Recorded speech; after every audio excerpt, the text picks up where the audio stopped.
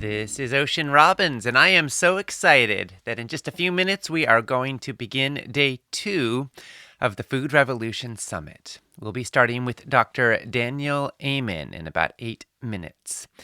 You are one of hundreds of thousands of people who are participating in this summit and who are taking a stand for healthy, ethical, and sustainable food.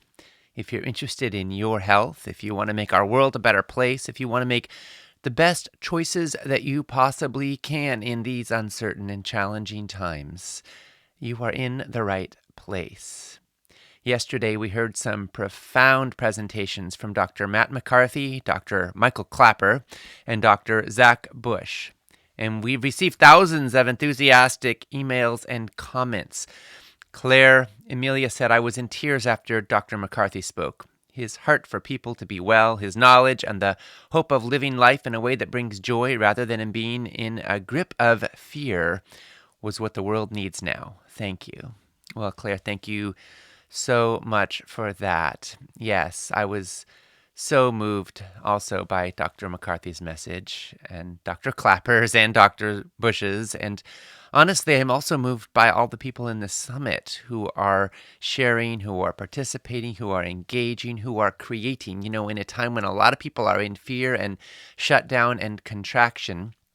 Being in the summit says you are a person who wants to learn, who wants to make the best choices you can, who wants to find the best response that you can. And I am so heartened and so grateful to be a part of a community of people who are saying no matter what goes on in the world, I'm going to make the best choices I can. I'm going to make the best of it. And, food is a place where we have immense power. We have immense opportunity to make a major difference in our lives and in the world.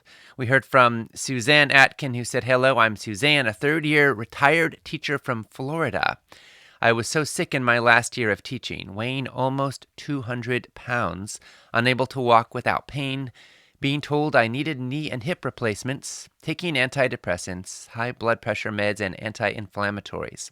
After taking charge of my diet and mind, I changed my entire lifestyle. I lost 40 pounds and reduced my pain level from a 9 to a 3. I got off all my medications. Food is my medicine now. I am so thankful for all of you promoting healthy lifestyles." Well, Suzanne, thank you for sharing your story and for living it. I am so grateful that you have found so much relief from the suffering that you were in. And thank you for sharing your story. And, I know we have a lot of participants right now who are suffering in one way or another. And I want you to know throughout this summit, you're going to hear a lot of stories of people who have found healing, who have found relief, who have found greater peace through making some of the choices and some of the changes that our speakers will be advocating. And I hope you'll find something that is useful to your life. We also have a lot of people in this summit who have already experienced profound benefits from making some of these kinds of choices and changes. So celebrations to all of you, and celebrations to all of us for every choice we make for greater health and vitality and wellness and purpose and clarity and integrity and contribution and alignment with our values. We live in a toxic food culture in which it's often considered normal to eat foods that are actually scientifically proven to be damaging to our health. But in this summit, we're learning how we can change that, in our lives and in our world. We're learning what the studies show and what the experts have found, and also we're learning how to listen to the wisdom of our own innate bodies.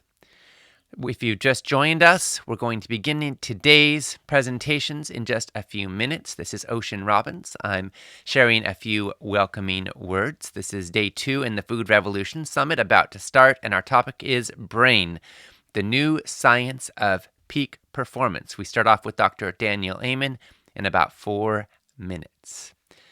We heard from Vivian Parker, who said, absolutely wonderful. Thank you so much. After being a lifelong vegetarian and in a very low-risk group, in 2015, at age 63, I found myself diagnosed with stage 3 colorectal cancer. Through many varied searches for information, I eventually found your work and listened to the 2015 Food Revolution Summit. I learned so much, it was incredible. I immediately gave up consumption of animal milk products and switched to a whole foods plant-based diet. My life was transformed in so many positive ways I cannot begin to enumerate them. The tumor shrank completely, and the scar can no longer be seen. I was able to avoid the terrible surgery that was planned for me, although the doctors were not happy with me for my choices, not being interested in the role of diet in disease at all. I'm writing just to thank you for these absolutely amazing presentations. They were all transformative, and each gave me hope for the human race and the planet. You represent the best of our collective consciousness. Thank you. Wow, Vivian. Oh, you almost made me cry. Thank you so much for sharing your journey with us. I am so grateful. That was the 2015 Food Revolution Summit, so that was five years ago. And now here we are 5 years later. And what a journey you've been on. Thank you so much for sharing it with us. I am so happy to hear that and heartened to hear that you found so much value in this journey. And I want to make sure everyone caught that Vivian said at the beginning she had been a lifelong vegetarian. She saw herself as being in a low-risk group. And she still got colorectal cancer. A lot of people think that being vegetarian provides some kind of immunity from sickness. But what we see time and again is that a whole foods plant-based diet is a lot more than just not eating animal products. It's about eating the vegetables and the wholesome foods and basing your diet around the nutrient-dense foods that really help your body to thrive. And that's what we're going for here. So thank you, Vivian, for sharing your journey with us. And I'm so grateful that you're finding such healing in this journey. As you listen to today's presentations, which will begin in a couple of minutes now, I want to invite you to think about what this information means to you and also about who you might want to share it with. Because if every one of us reaches just 10 people, then the 300,000 people in this summit will actually reach more than 3 million people. And just think what kind of impact we can have. If you just joined us, this is Ocean Robbins. I'm sharing a few welcoming words. We will be starting day 2 in the Food Revolution Summit in just a couple of minutes now. Our topic today is brain, the new science of peak performance. The truth is, your brain is an organ. It needs blood, it needs food, it needs oxygen, and it needs care. And it's a pretty important organ. By the age of 85, more than half of us in the modern industrialized world have Alzheimer's. But as you're going to hear today, many of those Alzheimer's cases could be prevented. And when you make the diet and lifestyle choices to care for your brain, you don't just help to keep dementia from setting in. You can also reduce your chances of mental illness. You can increase your mental clarity and your ability to respond creatively and effectively to almost any challenge that you face. Regina said, I hate foggy brain. I'm a teacher and I can't afford to have my brain go foggy while I'm trying to put together a lesson. I hope to find out how to help my brain function at its best. Thank you for having this summit. It's my first year and now at day 2, I'm hooked for life. Regina, thank you so much. I'm so glad you are here and you are in the right place. In just a few moments now, you will hear us on the line with Dr. Daniel Amen. At the top of the next hour, noon Eastern Time, 9 a.m. Pacific, 4 p.m. GMT, you'll hear from Drs. Dean and Aisha Sherzai. And an hour after that, you'll hear from Dr. David Perlmutter. Each of these interviews will be conducted by my dad and colleague, best-selling author John Robbins. And after each one, I'll be on the line to bring you my top takeaways and reflections, to sharing questions and answers, and to give you some bonus tools until the next one starts. We'll begin with Dr. Daniel Amen in a moment. Here we go.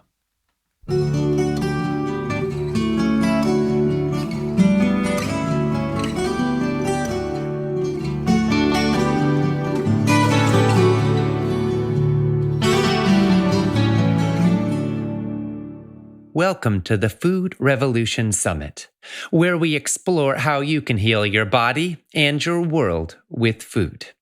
This is Ocean Robbins, and I am joined by my dad and colleague, John Robbins, in welcoming our guest, Dr. Daniel Amen. Dr. Daniel Amen is a child and adult psychiatrist, a 12-time New York Times best-selling author, and founder of Amen Clinics. With 8 clinics across the United States, Amen Clinics has conducted more than 160,000 brain scans on patients from 121 countries. Dr. Amen's research team has published more than 70 scientific articles on his work, Discover magazine named his research as one of the top 10 stories in science for 2015. Dr. Amen has also hosted 14 popular public television shows about the brain and is regarded as a gifted teacher. His new book is The End of Mental Illness. So now, Daniel, we are so grateful for this time with you. And now for the interview, I'm going to hand it over to my dad and colleague, John Robbins. Well, thank you, Ocean, for that introduction. And thank you, Daniel, for being with us once again. Such a joy to talk to you again. Well, we're delighted to have your voice and your message and your spirit in our summit and reaching our audience. The numbers of people today who are suffering from conditions like depression and anxiety and bipolar disorders and addictions and PTSD and ADHD are skyrocketing. But the standard treatments haven't changed much in the last 40 years, and success rates in treating those conditions have barely improved in all that time. Daniel, can you discuss with us for a moment the new hope for those suffering from these kinds of conditions? Well, the title of my book, The End of Mental Illness, is just so important because what it says is the paradigm we're working on, making diagnoses based on symptom clusters with no biological information, is just not working. And we need a completely different paradigm. And what we've been doing at Amen Clinics the last 30 years is we actually believe you should look at the brain before you go about changing it. And then what we've learned, the big lesson is get your brain right and your mind will follow. So we believe we're actually not dealing with mental health issues at all. We're dealing with brain health issues that steal your mind. And this one idea just changes everything. Get your brain right and your mind will follow.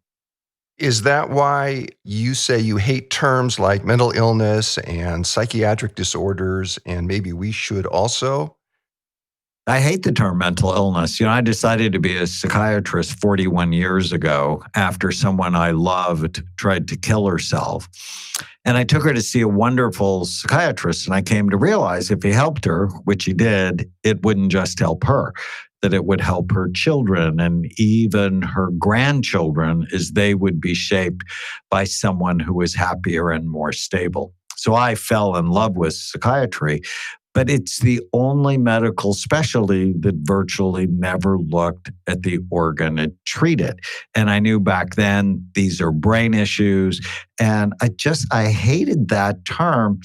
And, being a psychiatrist now for 4 decades, I just can't tell you the number of people who said, I'm not going to see no damn psychiatrist because I'm not crazy. And it just hurts people. They don't want to get help because they don't want to be labeled with a stigmatizing diagnosis, but they want a better brain. I mean, everybody wants a better brain. So what if mental health was really brain health? We would completely change the conversation. And we would eliminate the stigma, which is so important because people don't like being labeled with a stigmatizing term. We know that too much alcohol poisons the liver. Everybody knows that. We know that smoking causes lung cancer. Everybody knows that. But for some reason, we don't as readily see that brain fog and cognitive decline and dementia can be direct consequences of what we eat. Somehow we have a hard time grasping that the brain is deeply damaged by poor food choices, perhaps more so even than any other bodily system. So, Daniel, what do you say to those who have difficulty realizing that our cognitive health is inextricably linked to our overall health, and that when we eat poorly and fail to optimally nourish our bodies, our brains will suffer? Your brain is about 2% of your body's weight, but it uses 20 to 30% of the calories you consume. It's the most expensive real estate in your body. And if you have a fast food diet, odds are you're going to have a fast food brain. There's a great study from Australia where they looked at two outer islands. One had fast food restaurants, the other did not. And what they did is they measured their omega-3 fatty acid levels and the level of depression in the population. And what they found in the island with fast food restaurants, significantly lower levels of omega-3 fatty acids, one of the most essential nutrients for your brain, and 5 times the level of depression. It's the food. And also another study from Australia, there is a linear correlation between the number of fruits and vegetables you eat a day and your level of happiness, up to 8, which means if you have 4 servings of fruits and vegetables, you're happier than if you had 2. And if you had 6, you're happier than if you had 4. And if you had 8, you're actually happier than if you had 6 servings of fruits and vegetables a day. So food matters. The quality of the food you eat matters to the health of your mind. That's such an important realization. You dedicate your new book to your 2 nieces who are 15 and 10. And the story you tell about what those 2 girls have had to go through, it's heartbreaking. But what has happened for them since you and your wife got involved and have been helping both the girls and their mother is deeply heartwarming. Daniel, I was very moved by the journey these girls and their mother have taken and by the role you and your wife have played in it. Would you mind telling our listeners this story? I think they would love to hear it. Well, I just love these kids so much, and I dedicated the book to them. So Amelie, who's 10, and Alize, who's now 15, they have a family history of mental illness. Schizophrenia, bipolar disorder, multiple suicides, depression, addiction, criminal behavior. But we know that genes only load the gun. It's what happens to us that pulls the trigger. And unfortunately for them, they were raised in chaos with parents who struggled with addictions, depression, and domestic violence. And about 4 years ago, Child Protective Service believed the children were living in an unsafe environment and took them into foster care where yet more traumas occurred. And at the time, my wife, Tana, was estranged from her half-sister, Tamara, who, because of the addiction, and we had no idea what was going on until we got a call from Child Protective Services, at which point I'm like, we need to get involved. And we wrapped services around the mother. And after 6-7 months, she was able to get the kids back. And then we moved them close to us. And the whole idea behind the end of mental illness. So all of us would agree these children are at a very high risk for mental illness, both genetic risk and environmental vulnerabilities. And the whole idea behind the book is, how do I end it in them and in their babies and grandbabies? And since we've been involved, the girls are happy. They're A students. They're social. They're no longer addicted to hot Cheetos. And we are putting their brains and their bodies in a healing environment. And that's what the end of mental illness is about. It's like, okay, you have vulnerable people. How do you end it? And the answer is you put their brains in a continually healing environment. When your nieces first came under the care of your wife and yourself, they were, as you mentioned, addicted to Flamin' Hot Cheetos, and you tried to get them to read and understand the ingredient labels on the snack packages and to understand what these ingredients do to a human brain and body and to mental health. The ingredients of this ultra-processed junk food include pro-inflammatory vegetable oils, sugar, MSG, several artificial colors, and a list of chemicals that most of us couldn't even pronounce. Daniel, how did you engage with your nieces about all this, and how did they respond, and how did things go from there? Well, the first store trip was not a pleasant one for anybody because I told them before we went in the store, I said, the good news is I'm going to teach you how to eat in a really healthy, delicious way. The bad news is I'm not buying junk food. I'm not spending money on anything I think will hurt you. And so it was stressful.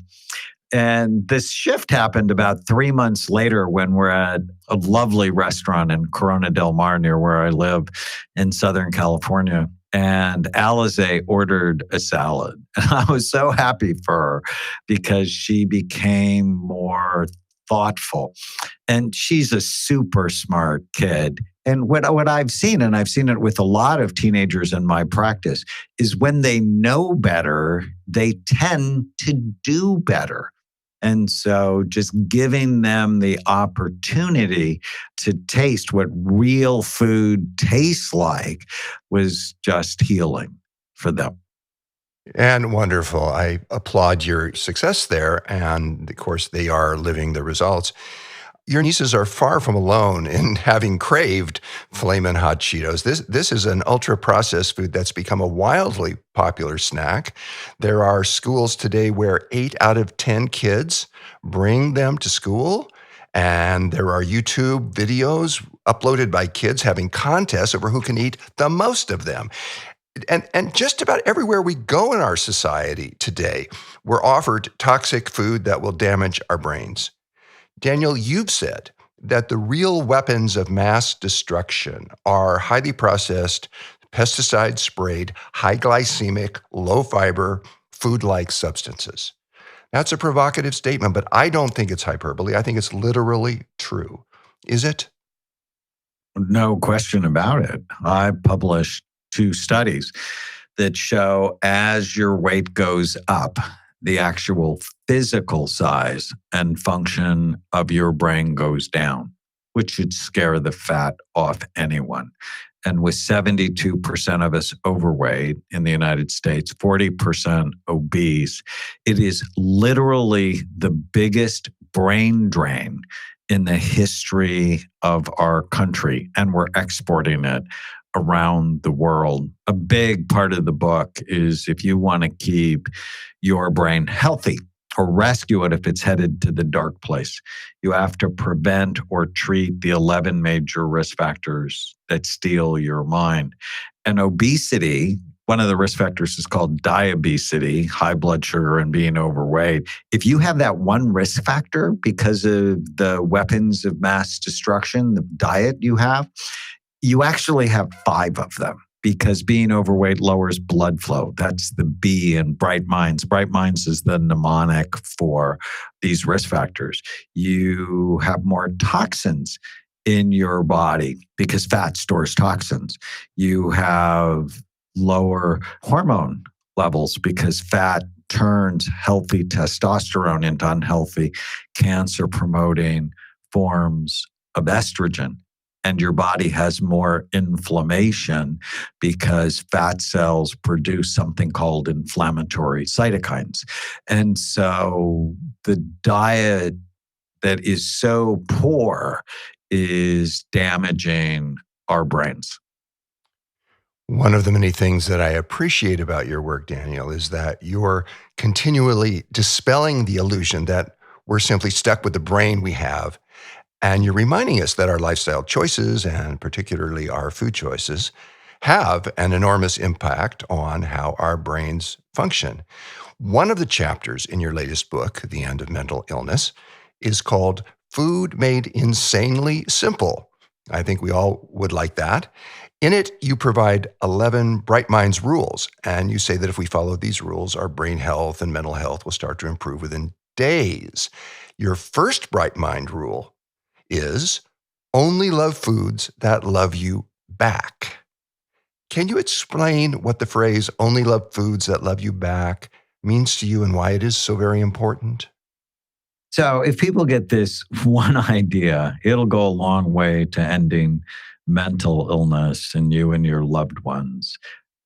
I mean, I don't know if you've ever been in a bad relationship, but I have. I was in a marriage for 20 years that was just bad. And despite good intentions and going to therapy, and it just wasn't working. And when I got divorced in 2000, I'm just like, I'm never going to be in a relationship with someone or love someone that doesn't love me back. And I'm damn sure not going to do it with food.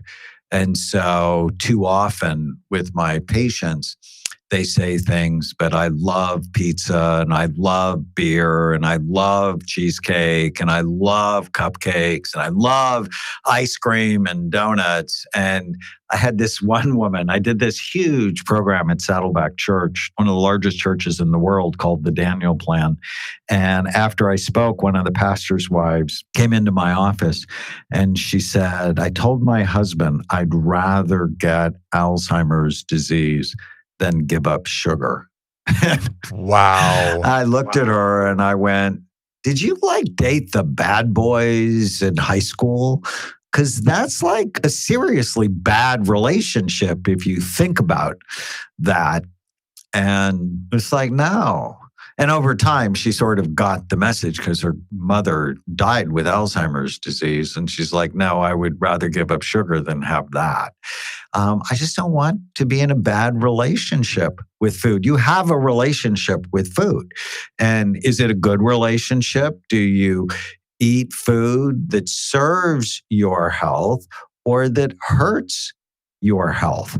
And I just want to ask this one question. Is what I'm about to do, does it love me back?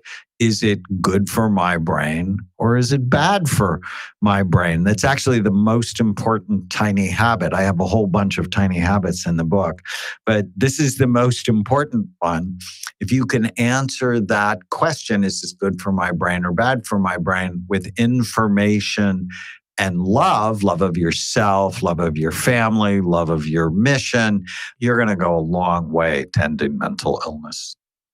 Well, this question, is this food good for my brain, seems like such an important one.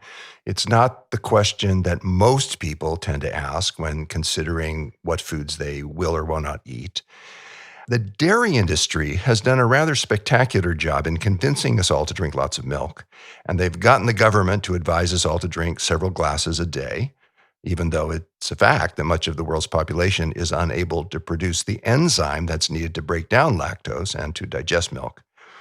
When it comes to brain health, what concerns me most is that casein, the primary protein in milk, is an excitotoxin that can lead to brain inflammation and to neurodegenerative disease.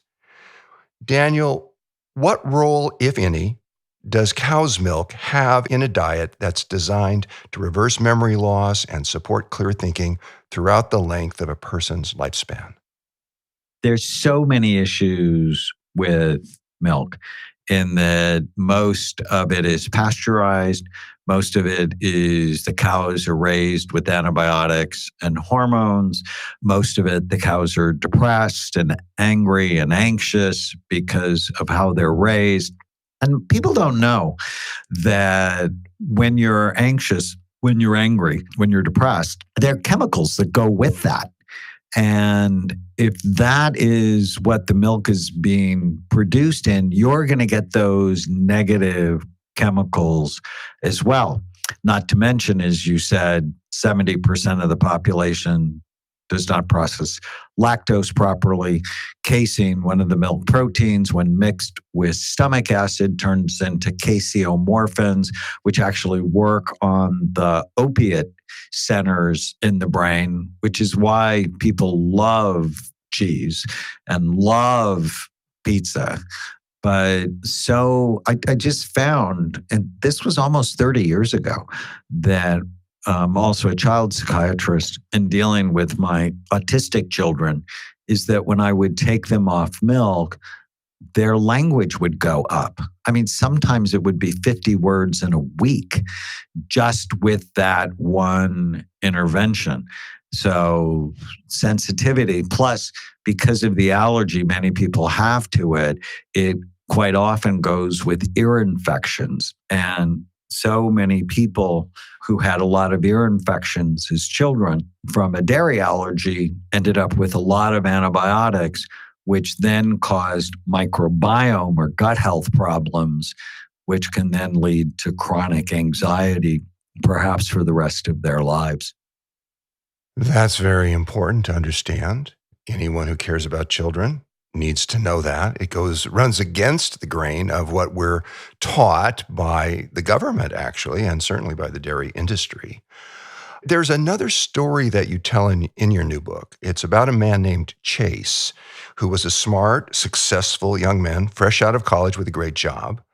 But inside, he was suffering. Can you tell us what happened to Chase and why you chose to include his story in your book? Well, I love Chase's story. He had struggled actually much of his life, but after he got out of college, his moods went up and down. He had a bad temper and had trouble focusing. And so he's diagnosed with bipolar disorder. This diagnosis, which is just so disturbing. It's called intermittent explosive disorder. What does that mean? It means you explode intermittently. And it's like, it doesn't tell you one thing that causes it. When he was treated with medication, over the next year, he gained 80 pounds and his skin broke out and he really hated himself. And when he came to see us, his brain looked hurt and toxic. And in the book, I actually have the picture. His parents owned one of the NASCAR speedways. And he'd been racing cars since he was 5 years old. So he's racing cars, which means he's been exposed to a lot of gasoline fumes and other sort of toxic fumes. And he had several major accidents where his car would go into the wall of the speedway. And so he didn't have bipolar disorder. He had symptoms of ADHD, but it was caused from the trauma, the physical head trauma, and the toxic exposure. And so we ended up taking him off of his medication. Now, just don't do that. You need to do that with supervision. But we took him off his medication, put him on nutrients, changed his diet. He lost 80 pounds and quickly got better with just supplements and dietary interventions. I mean, stunning. And you could see his before and after scan and how healthy it was. Plus, before and after in the book, you can see the picture of him. It doesn't even look like the same person. And what happened in his life in the time that followed? Well, what happened in his life was he got promoted at work. He had a girlfriend. His life just normalized. And he's actually currently the director of a substance abuse treatment program. Oh, that's marvelous. I mean, it just changed everything Yes. in his life. And people don't get that when your brain works right, you work right. But when your brain is troubled, for whatever reason, toxins and trauma, they're often missed in mental health because psychiatrists never look at the brain. So how would they know to go, oh, you really have a toxic process that we have to fix? And they never look at the brain. So how would they know that those crashes into the wall are causative of his mood instability, irritability, and attentional problems? Well, at the Amen Clinics, you and your team have performed now over 100,000 brain scans using single photon emission computed tomography. Daniel, based on what you've seen, as people become overweight or obese, and as they develop conditions like diabetes and hypertension, as so many people are doing today in the Western world, eating the Western diet, what do you see happening to their brains? Recently, I did this. I looked at if you were normal weight, overweight, obese or morbidly obese. And then I looked at the blood flow in 100 different areas of the brain. And the graphs are so stunning. There is a linear correlation. As your weight goes up, the blood flow and activity in your brain goes down everywhere. It's horrifying when you see it. You don't want a smaller brain. You don't want a less functioning brain. And, some people go, oh, well, you're fat shaming. And it's like, no, I'm just telling you what the research shows. This isn't good for you.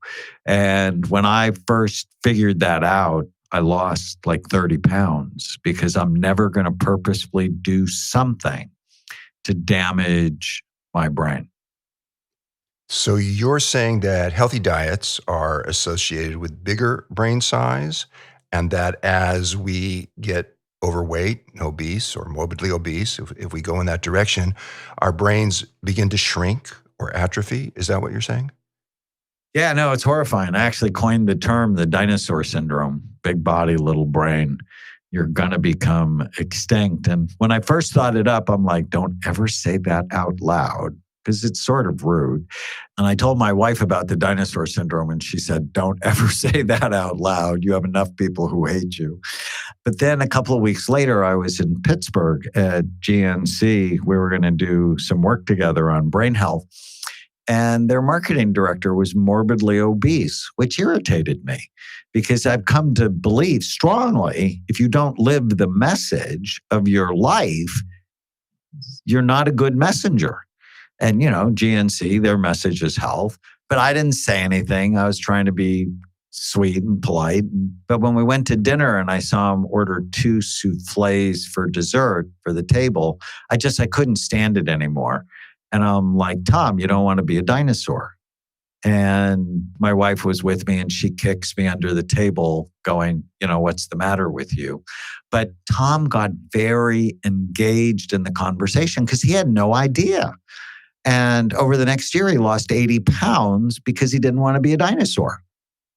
And I've had other people lose 100 pounds, 200 pounds. One guy lost 400 pounds because he didn't want to be a dinosaur. We just have to tell people that this epidemic that we have is basically stealing the health of America. Well, a lot of people are addicted to unhealthy foods, to high glycemic foods, to highly refined foods, to foods that don't love them back.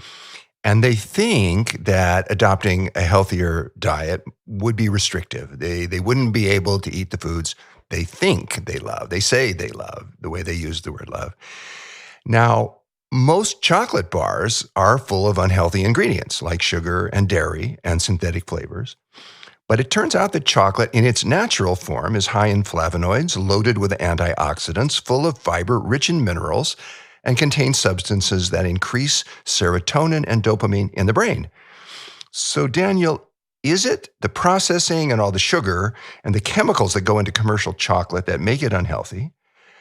And are there forms of chocolate that actually belong in a healthy diet?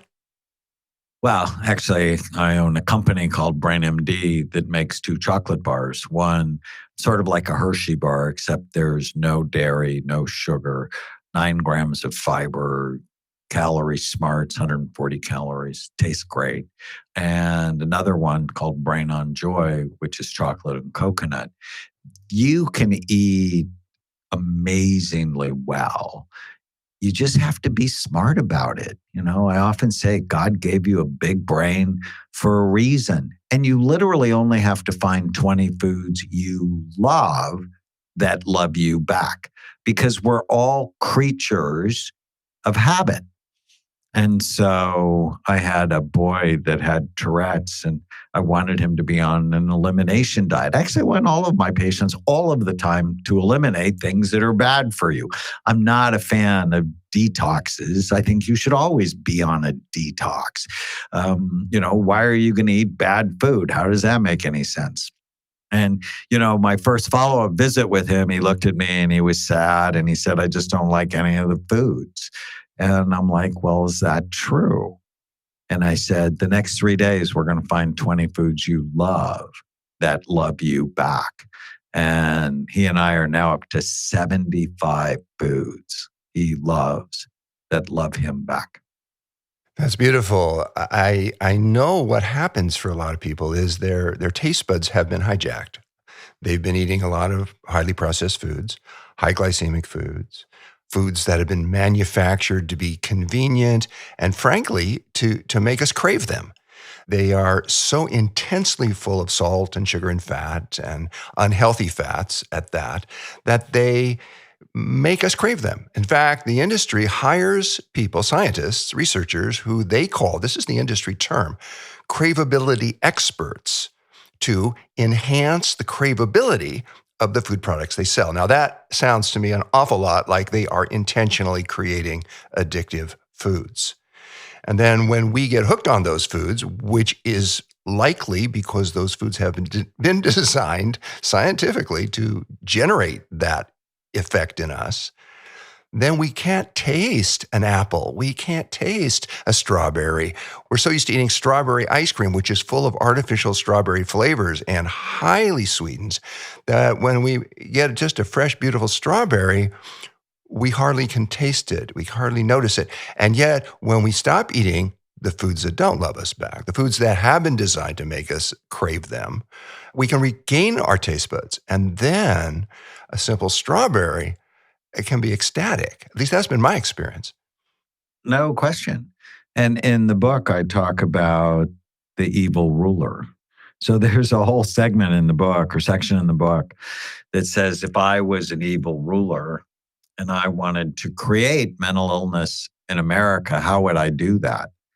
And that's an evil ruler strategy. I'd hire food scientists to get the perfect crunchiness, the perfect meltiness, the perfect aroma, the perfect taste to hijack your taste bud. And they're shameless about it. I mean, just think of Lay's potato chips model. Bet you can't eat just one, which is what? They're talking about an addiction. We have to be armed, prepared, and aware to know what's going on and to protect not only our brains, but the brains of our spouses, the brains of our children, brains of our loved ones and coworkers.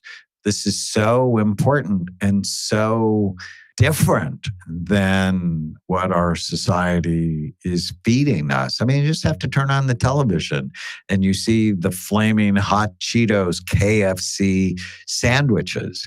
And you just know that's a weapon of mass destruction.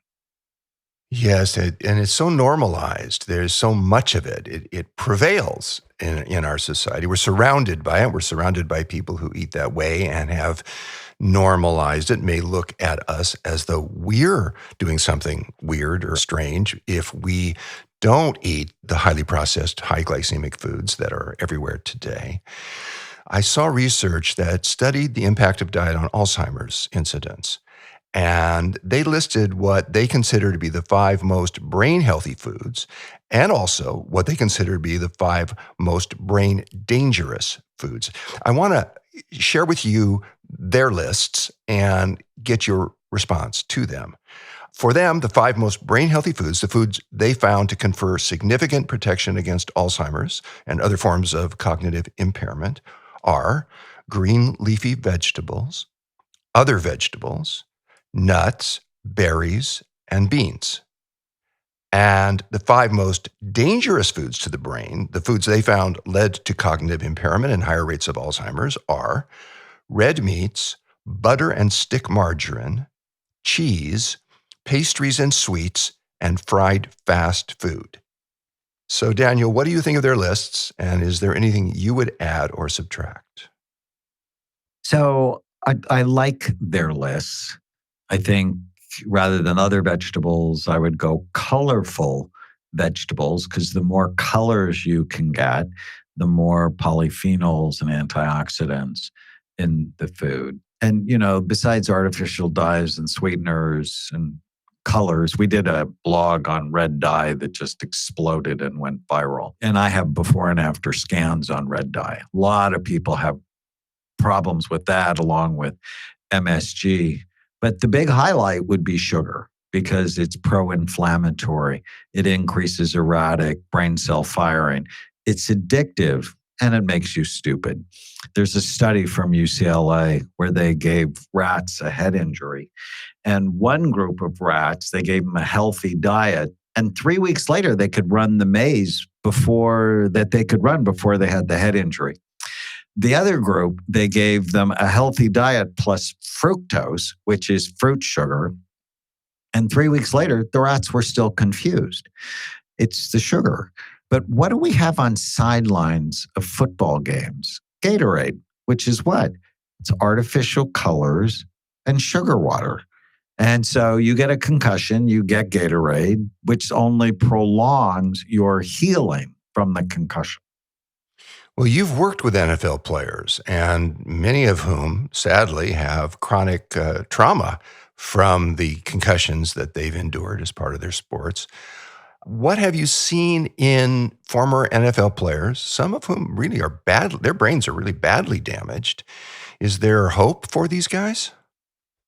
So I've seen 300 NFL players now. We did the first and largest brain imaging and rehabilitation study on these players. So high levels of damage. Stop lying about it. Playing football is a brain damaging sport. Own it. And rehabilitate them. I mean, sort of the big headline from my study is football causes long-term brain damage. But I think most thoughtful 9-year-olds, if they understood the physics, would understand that. Brain is soft, skull is hard, skull has sharp bony ridges. Hit it repeatedly, you're going to have problems. But 80% of our players in our study got better when we put them on a multiple vitamin, high dose, high quality fish oil, a brain supplement that works in 6 different ways, and the right diet. So it fits with the message of the end of mental illness is get a better brain, you get a better mind. And you're not stuck with the brain you have, you can make it better. When you mentioned multiple vitamins, I know that the Amen clinics have published scientific studies on the impact of nutritional supplements on the brain. Are there specific supplements that you've found to be particularly helpful to optimize brain functioning? Yes, in the book, there's a whole chapter called Mind Meds versus Nutraceuticals. And I talk about why I like supplements, things like first do no harm, use the least toxic, most effective treatment. They work, they have fewer side effects, and they're less expensive. And a lot of people go, oh, but there's no science.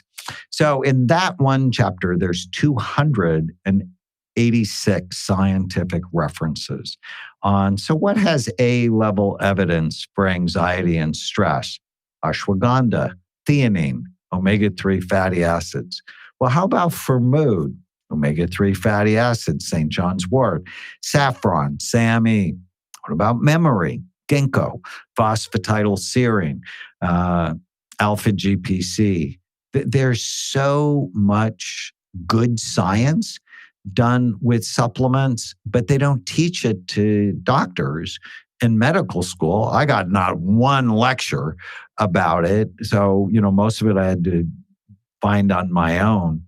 But first, do no harm. The level of side effects from supplements is dramatically less than the side effect from psychiatric drugs, all of which have black box warnings, which means the FDA has said this medication can hurt you. Now, I'm not opposed to medicine and I use it with my patients, but I'm opposed to that's the first and only thing you do. With good reason, with very, very good reason. And Daniel, I hear you saying over and again in your different books, certainly in your new book, in the conversations that you and I have had, I hear you saying repeatedly that none of us are stuck with the brain that we have. We can make it better. And I find this to be an extraordinarily hopeful message. And I want to thank you in particular for emphasizing the role that a healthful diet plays in mental as well as physical health. I think that's been a hugely overlooked reality in our society. And I really thank you for emphasizing it, focusing on it, and reminding us of the power of it. It's been a real pleasure talking with you, as it always is. And on behalf of myself and Ocean and everyone involved in the food revolution and everyone who has a brain, I want to thank you for your wisdom, your decades of research and helping people, your caring heart, and of course, for being with us today. Well, thank you so much. It is just great to be with you again and to support the food revolution. We've been talking with double board certified psychiatrist Dr. Daniel Amen, founder of Amen Clinics and author of The End of Mental Illness. Daniel, in a world in which psychiatrists are frequently ignoring the fundamental role of food in brain health, your work is informative, it's refreshing, and it is so empowering.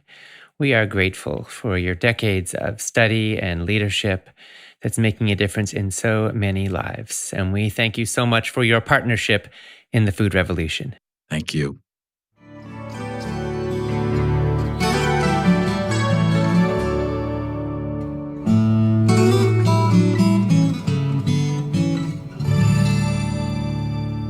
Thank you so much to Dr. Daniel Amen and to my dad and colleague John Robbins for that remarkable, fascinating, and incredibly useful conversation. To express your opinions on what you've been hearing and to find out what other people are saying, post and engage in the comments section on our broadcasts page. Make sure to refresh the comments using the button that's provided there so you can see the most recent ones that have been submitted. Our next presentation will be an interview with Doctors Dean and Aisha Sherzai. It will start at the top of the next hour in just about 18 minutes from now at noon Eastern Time, 4 p.m. GMT, 9 a.m. Pacific Time, followed by Dr. David Perlmutter at the top of the hour after that. And now I want to share and respond to a few of the comments we've been receiving. Bobby Williams said, "What an amazing topic about the brain. Our brains are a complex organ. Never thought food would have an effect on our brains." Well, Bobby, thank you so much for tuning in and learning with all of us. And it is extraordinary the impact that food can have on every organ in our bodies. And our brains are perhaps the most impacted because they are the most sensitive. And a little bit of shift in your brain can change everything in how you feel and how you think and how you respond to life and in the quality of the choices that you make. I think one of the tragedies of our times is that an unhealthy brain, an underfed brain, tends to make poor choices, which in turn make it more likely, kind of a vicious feedback loop, if you will, a vicious circle that make it more likely that we will in turn have unhealthy brains in the future. And by the same token, when you step into more positive choices, when you nourish your brain well, you become more capable of making the next positive choice, of taking on the next challenge and growing in your strength and resiliency, in your wisdom, in your curiosity, in your ability to meet life in new ways. We are in a time right now of rapid change, and so many of the things that we have been accustomed to have broken down, and there's a lot of uncertainty in the world right now. And in that context, in a time like this, I think one of the things we need is flexibility in our brains so we can absorb new information, so we can respond to changing circumstances with resilience and with creativity. Because you know what? The ways of thinking and the ways of living that got us this far will not get us to where we need to go in the future. And so all the more important to feed our brains well and to nourish our brains well and to stimulate our brains in ways that help them to respond effectively. And so that's why I think today, it's why we chose to make the day 2 of this summit at this moment in history focused on the brain, because we want to give you the resources you need to have a healthy brain right now when you really need it, and forever, because we always need it. A lot of people talk about brain health like it's all about avoiding dementia and Alzheimer's, but the truth is it's about how you think and how you feel every moment of every day. I tend to think, I don't know if you do, that I tend to think of my emotions, my psychological state, as being a product of, something very internal. But what I'm constantly reflecting on is that they're profoundly impacted by external things too, like what I eat, like how much I exercise, like what I surround myself with, like the kind of inputs I take into my consciousness. And so I hope that for everybody who is wanting more pleasure, more joy, more clarity, more ability to be resourceful in these times, that you're also asking, what can I do to feed my brain right? We heard from Jenna, who said, how many years have you been doing this? I'm having major FOMO for all the summits I've missed because I didn't know it existed. He said, always in April. Well, Jenna, this is our 9th Food Revolution Summit. We've always held it at the very end of April, beginning of May. And thank you for being here. We're so glad you're here. And every single summit is completely unique. We have a similar theme, but we also have fresh information, fresh insights. Danara said, wow, this summit is so convincing. I hope most of the world is listening as they are in lockdown. We all really need to wake up. I love the questions that John Robbins asks. Keep up the good work. Thank you so much. Well, Danara, thank you for being here. Yes, I love the questions my dad asks too. How fascinating. And I'm always wondering what the answer is going to be because these are not just rote questions. These are fascinating and even groundbreaking conversations on something that really matters so much. Yes, right now especially. Let's see. We heard from Danara, who said the summit is so amazing and inspiring. I almost didn't tune in because I've heard a lot about plant-based eating from several other webinars, and honestly, I thought there wasn't much left to be learned. Was I ever wrong? John Robbins asks awesome questions, and your speakers are top-notch.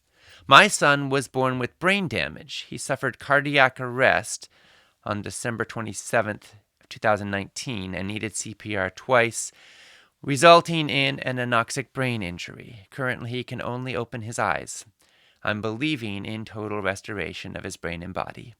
I'm especially interested in today's talks, but know my family and I will benefit from them all. Thank you so much for all you do, helping to help heal people and our planet. Oh my goodness, Danara. Our heart is with you and with your family in all of this. And of course, I hope and pray you will find value for your son here today. And I believe that one of the ways that caretakers can best support those they love is by caring for themselves. So I hope you find value for you today as well, and for your whole family, because every time any of us is injured or hurting, it sends out ripples. And anytime any of us is caring for loved ones, we want to ask, how can we help them? And we so often focus on them, as we should. But we also need to focus on ourselves. So if you have anybody in your life that is needing your care right now, everybody listening right now, I want to invite you and encourage you to think, how can I also learn and grow and care for me so that I can be a more overflowing cup that can give more bountifully? And Danara, I know your son is so blessed with your love. Whatever he can think, whatever he can do, I know he feels the love. And we all feel the love even in your sharing here. So thank you and bless you. And we're sending love right back to you. We heard from Alice, who said, I can only strongly affirm the difference a whole food, plant-based lifestyle makes. I have lost over 70 pounds, have gotten off insulin, have become pre-diabetic instead of severe diabetic. CKD has dropped from a 3 to 2. All this after 74 years of eating the standard American SAD diet. I'm still on the journey and look forward to an even improved body. Thank you for making this information available to the masses. Alice, thank you so much for sharing. I'm so happy to hear of your healing transformation. And everybody, I want you to take in this one particular thing Alice said. After eating 74 years of the standard American diet, she's lost 70 pounds. She's had all these transformations, CKD score, her diabetes reversal, And so if you are struggling with anything right now and wondering, is it too late? Is it too late to change bad habits? Is it too late to see reversal? The amazing and wonderful answer is, in many cases, it is never too late. Because in many cases, what we find is that it can take decades for a disease to set in. Your body is so resilient, it'll keep restoring and keep balancing even after you feed it not the best stuff for a very long time. But then when you make a change, it can happen very quickly that you get reversal. Your body is wanting to thrive. Your body is wanting to heal. Your body is wanting to regenerate. And when you feed it the right food, you create the conditions when it can do so. Carolyn, referring to yesterday's presentation, said Dr. Bush says to go outside and breathe the air to diversify the gut biome, but then says that glyphosate is in 75% of our air. Is his recommendation still to breathe the air?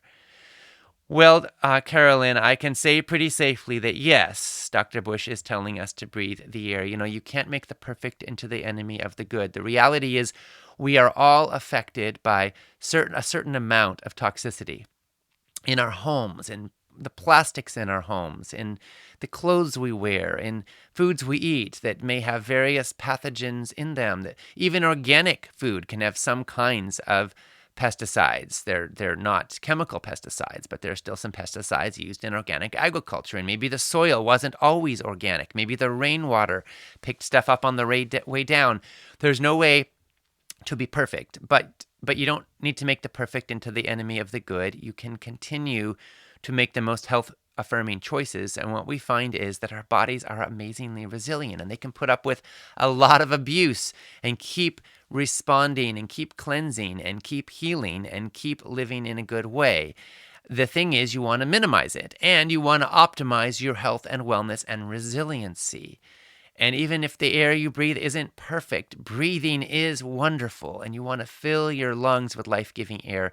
There are more and more studies coming out showing that deep breathing that can saturate your body with more oxygen, and that can give you more ability to thrive, to recover from illness, to be prepared should you ever face illness. So running and cardio activity and exercising are so important, and deep breathing is so important. You want to exercise enough sometimes that you get breathless, that you're gasping for air, because that's when your lungs are expanding in their capacity to absorb oxygen efficiently, and your cardio is running and your heart is beating faster, and that is good for you. That is good for your health, and it's good for your ability to respond to all sorts of toxins, including most likely glyphosate exposure. So yes, breathe, and breathe the best air you can. So spend time in beautiful nature if you can. If you're cooped up inside a lot, it's a great time to think about getting an air filter if you don't already have one, so you can optimize the air you're breathing. Most folks are breathing pretty unhealthy air indoors, in their own homes, in their cars, and air filters can make a big difference. So we have so many wonderful people in these summits, and their stories inspire me and hearten me. And a lot of our summit participants have adopted the concepts and the regimens and the dietary patterns that our panelists advocate. And some of them have remarkable results. One of them is Teresa Free from Everett, Washington. And Teresa shared her story with me, and I asked if she'd be willing to record it for this summit, and she said yes. She wanted to tell us how a Whole Foods plant-powered diet and all that she's learned from our speakers has impacted her life. So here's a recording of what Teresa had to say. Hello, my name is Teresa Free, and I am a nurse practitioner. And I have struggled with obesity and yo-yo dieting all of my life. And I had come to a point in my life where I was really miserable. I was both physically uncomfortable, and I was also uncomfortable knowing that I was not able to walk the talk that I wanted to as a healthcare provider. I wanted to be a healthy role model for the patients that I serve. And through my struggle, I came across the Food Revolution Summit in 2014 when I found the truth about how a plant-based diet can affect your health and really can reverse chronic diseases such as obesity. I took the information that I learned and applied it to my own life. This was over a period of years, but in 2015 really came the most significant change for me when I learned about the neuroscience of food addiction. And when I was able to apply that information along with the whole food plant based diet, I was able to lose all of my excess weight, which was 95 pounds, over a period of 18 months. And I have been able to keep that weight loss off now for over 3 years. And that has just changed my life remarkably. It has allowed me to finally become the healthcare provider that I wanted to always be, to be the role model of health that I believe that can help us to stay healthy and to age successfully and to be free of chronic diseases and the suffering that goes along with them. So I'm very thankful for the food revolution, for all of the information that's provided, all the experts that are interviewed and provide all their wisdom regarding the truth about food and about how powerful of medicine it is. And I have definitely enjoyed watching the summits over the past several years and have been able to take a lot of what I've learned and incorporate it both into my own life and into my practice. Well, thank you so much to Teresa for those words and for applying this. You know, Teresa has a practice in healthcare. All of us have niches. All of us have ways that we can apply this, not just for our own personal lives, but also how we can share what we're learning with others. So whether it's in your workplace or with family or loved ones, we all have circles we touch. We all have people we interact with. And I want to invite you to think, as you go through this summit, not only how can you apply this in your life, but how can you share it? How can you be a food revolutionary? How can you spread the word to others? Antoinette said, John and Ocean, do you have a book that will help us with eating easier? I gave up meat and dairy, no processed foods, no sugar in September, but I find myself needing help with feeding myself. I think I just need ideas. Well, Antoinette, I wrote a book, actually. It came out last year, and it might be perfect for you. It's called 31 Day Food Revolution. Heal your body, feel great, and transform your world. And it walks you through step by step how you can apply the food revolution in your life. First part focuses on detoxifying and getting rid of the bad stuff. Second part focuses on nourishing and saying yes to the good stuff. Third part focuses on gathering your healthy food community and building social connections around healthy food. And the fourth part focuses on how you can be a food revolutionary and change the world. So anyways, I encourage you to check it out. Again, that's 31 Day Food Revolution. Of course, there are many other resources as well. And it sounds like you might be looking for some recipes. You may actually want to check out our membership community, Whole Life Club. If you're on our email list, if you signed up for the summit, we'll make sure to tell you more about it. It helps people really apply all of this day in and day out in their lives.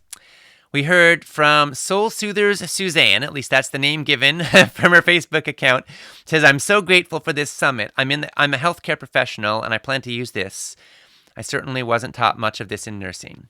Well, Soul Soothers Susan, we want to help you do so. And so we are going to gift you with an empowerment package so you can own this summit for life. You can listen anytime or place you want. You'll own the MP3s. You'll own the transcripts. You can go deeper and look at source links from the transcripts. You'll also have over $2,000 worth of bonuses. So congratulations. Our team will follow up with you. Make sure to check in your Facebook Messenger if you don't hear from us shortly to look for any messages that may have come in. Congratulations. I know you will put it to good use. And congratulations also to all of the people who are stepping up, investing in their health and in our work with the empowerment package, including Anita from Illinois, Melanie from Redwood City, Christina from Vero Beach, Florida, Sue from United Kingdom, Lakessa from Cape Town, South Africa, Terry from Oklahoma. We're so glad you're here and so grateful for your support. We heard from Amy, who said, so excited to hear from the Sherzais. The research Aisha has done is so valuable, and I appreciate the high level of education they share without dumbing down the neuroscience. Well, I am too, Amy, and a lot of people are. And that's good news, because now it is time for us to move to the next segment of our broadcast, an interview with Drs. Dean and Aisha Sherzai. Here we go.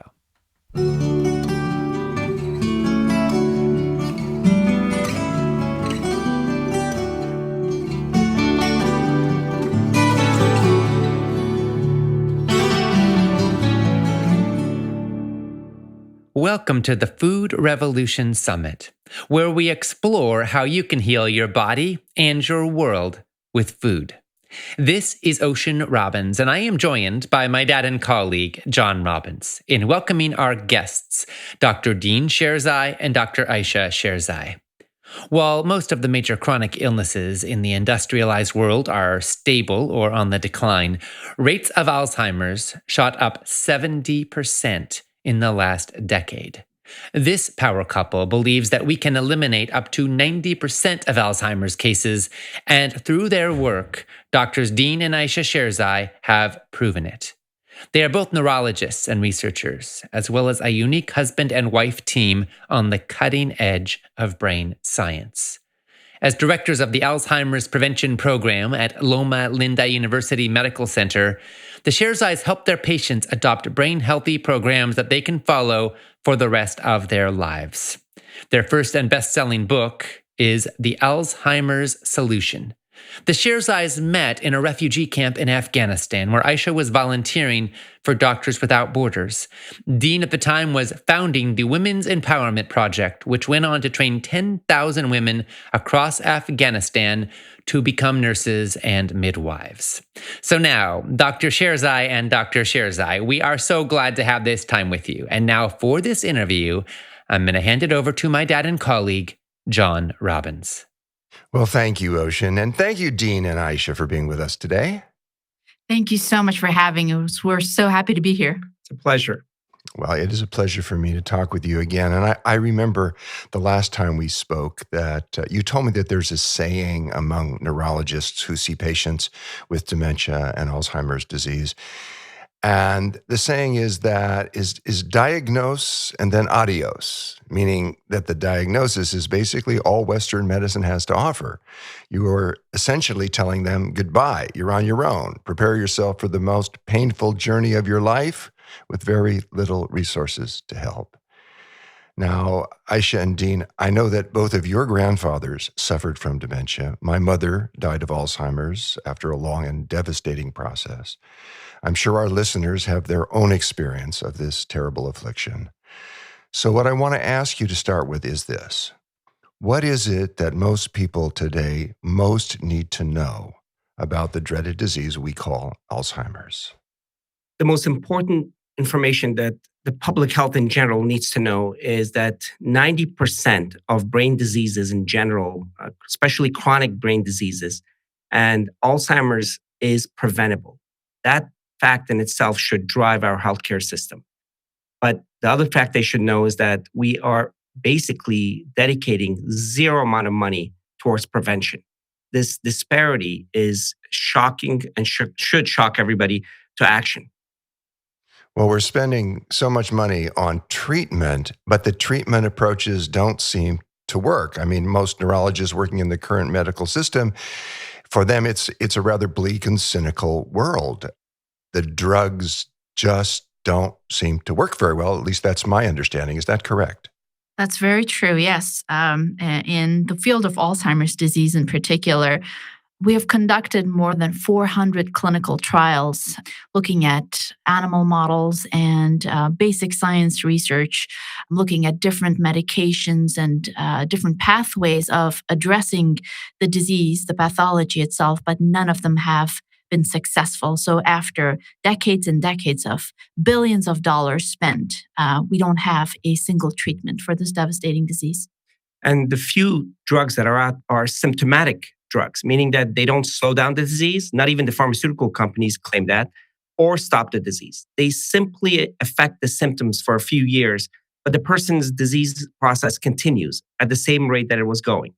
So we actually have nothing, yet we're spending billions of dollars in the clinics just diagnosing and giving false hope. Well, there is real hope, actually, and I know this from reading your book titled "The Alzheimer's Solution." Now, I consider the word "solution" in a title about Alzheimer's to be very bold. This is a time when conventional medicine has so very little to offer, and yet you make the stunning assertion that 90% of Alzheimer's cases could be prevented or can be prevented. Now, today, half the people aged 85 in the United States have Alzheimer's or another form of dementia. This is taking a tremendous toll on us economically and emotionally and in every other way. But if I'm understanding you accurately, and I want to check this out, you're saying that this 90% figure is based on rigorous science and has been confirmed by the remarkable results you've seen in your clinic. Dean and Aisha, is that accurate? And if so, what is the role of food and diet in accomplishing this spectacular reduction in risk for Alzheimer's? That fact is absolutely true. But before we even state that, we want to say that there are a lot of people making claims that they can reverse Alzheimer's. And we were asked, and if we could just even hint at the fact that what we are talking about can even reverse Alzheimer's, that we would sell millions more books. And we can't make that claim. That's unethical. There's no evidence that anybody can reverse. The person is already in the thralls of the disease. You can slow it down, but you can't reverse it. But prior to the full expression of the disease, anybody can stop the disease. There are diseases that are purely driven by genes. We have Huntington's disease, that if you have the genes on a chromosome 4, you're going to get the disease. And that's known, and we know almost when to the date that somebody will get it. But with other chronic diseases like Alzheimer's, the genes just confer risk. The percentage of Alzheimer's that's driven by the kind of genes that we're talking about in Huntington's disease, meaning that if you have the gene, you will get the disease 100% of the time, is 3%. Meaning only 3% of Alzheimer's is guaranteed driven by genes. There are multiple genes that have to do with your risk factors, lifestyle risk factors. So if you affect lifestyle, you will affect the gene, which means that you will push the disease back way beyond normal life. Well, you said a moment ago that it would be unethical to claim today that you can reverse end-stage or fully developed Alzheimer's disease. But Alzheimer's develops over a long period of time, and there are initial stages, sometimes called pre-Alzheimer's or mild cognitive impairments. And at that stage, if someone intervenes with lifestyle and food choices that are optimal, if they intervene at that earlier stage, is there legitimate hope for reversal? Absolutely. Anytime before the full manifestation of Alzheimer's, meaning that when the person has been fully diagnosed with Alzheimer's and they can't remember their family members, they can't remember where they live. Prior to that, at the mild cognitive impairment stage, that even at that stage, we can potentially reverse the disease. I think it's very important for people to realize, and I say this to all of my patients and to everyone I come across with when we have a conversation about Alzheimer's disease, is that it doesn't just happen overnight. But more importantly, if you look at the process of the disease, and if you generally look at brain health, we want to be in a thriving mode rather than damage control mode. As we get older, the processes in the brain and the body in general, they start protecting brain cells. They start trying to get rid of inflammation and oxidative stress. But if we provide the right kind of environment for the brain cells, we switch from a damage control mode to a growth and a thriving mode. And that's where we need to be at all times. Well, Aisha, you mentioned a moment ago, inflammation and oxidative stress. What roles do these two processes play in the development of dementias, including Alzheimer's? It plays a huge role. In our book, we've mentioned 4 processes. We've talked about glucose dysregulation or energy dysregulation. We've talked about lipid dysregulation or the dysregulation of metabolism of fat in the brain, oxidation, and inflammation. As far as inflammation is concerned, it's actually a necessary part of life. It's a necessary part of growth and protection of our brain. However, when it gets out of control, that's when we see damage.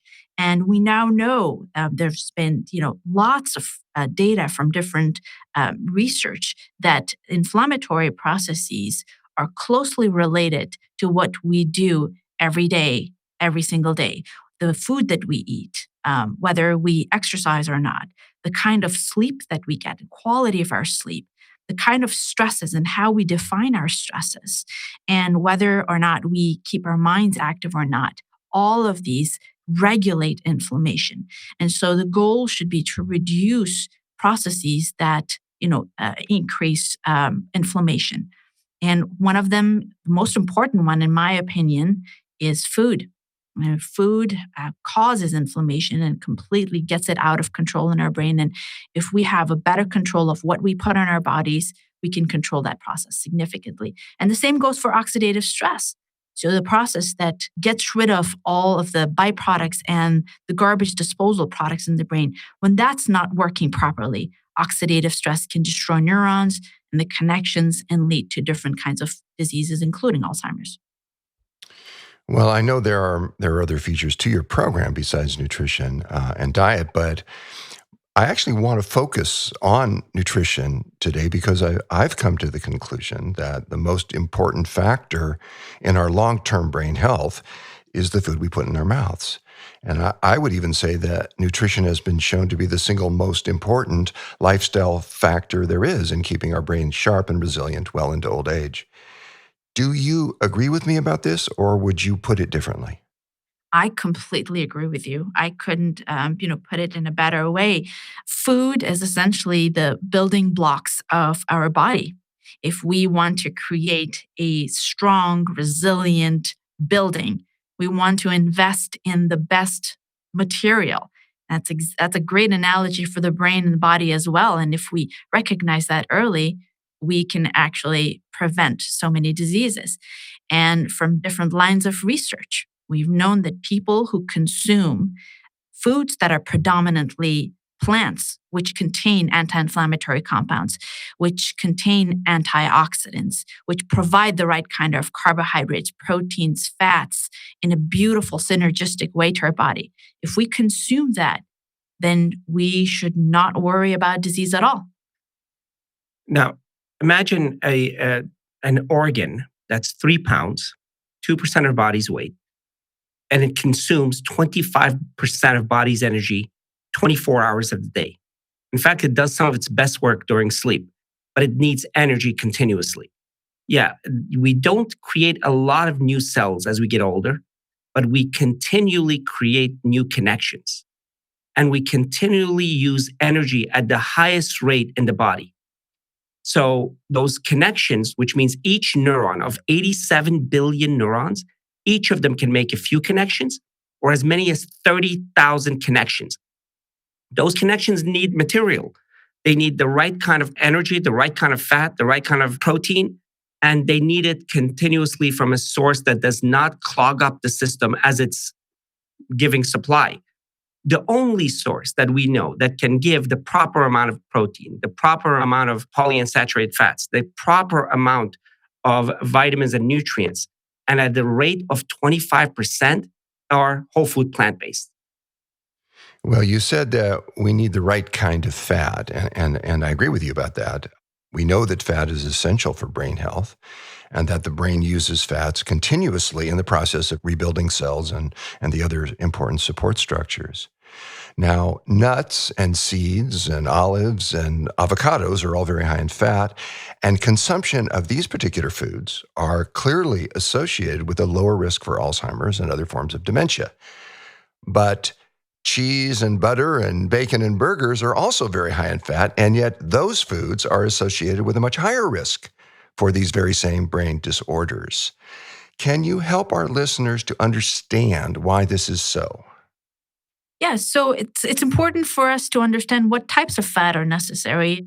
Animal products, including cheese and dairy, have saturated fats, which are inflammatory, which cause oxidative stress to the brain and to the blood vessels that provide nutrition to the brain. So, consumption of high amount of saturated fats have been associated with increased risk of Alzheimer's disease and other types of dementias in population studies, in clinical trials, and also in other lines of research.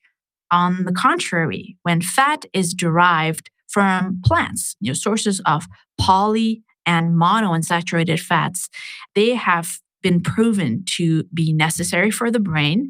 They actually are neuroprotective, and it provides the right kind of energy for the brain to grow.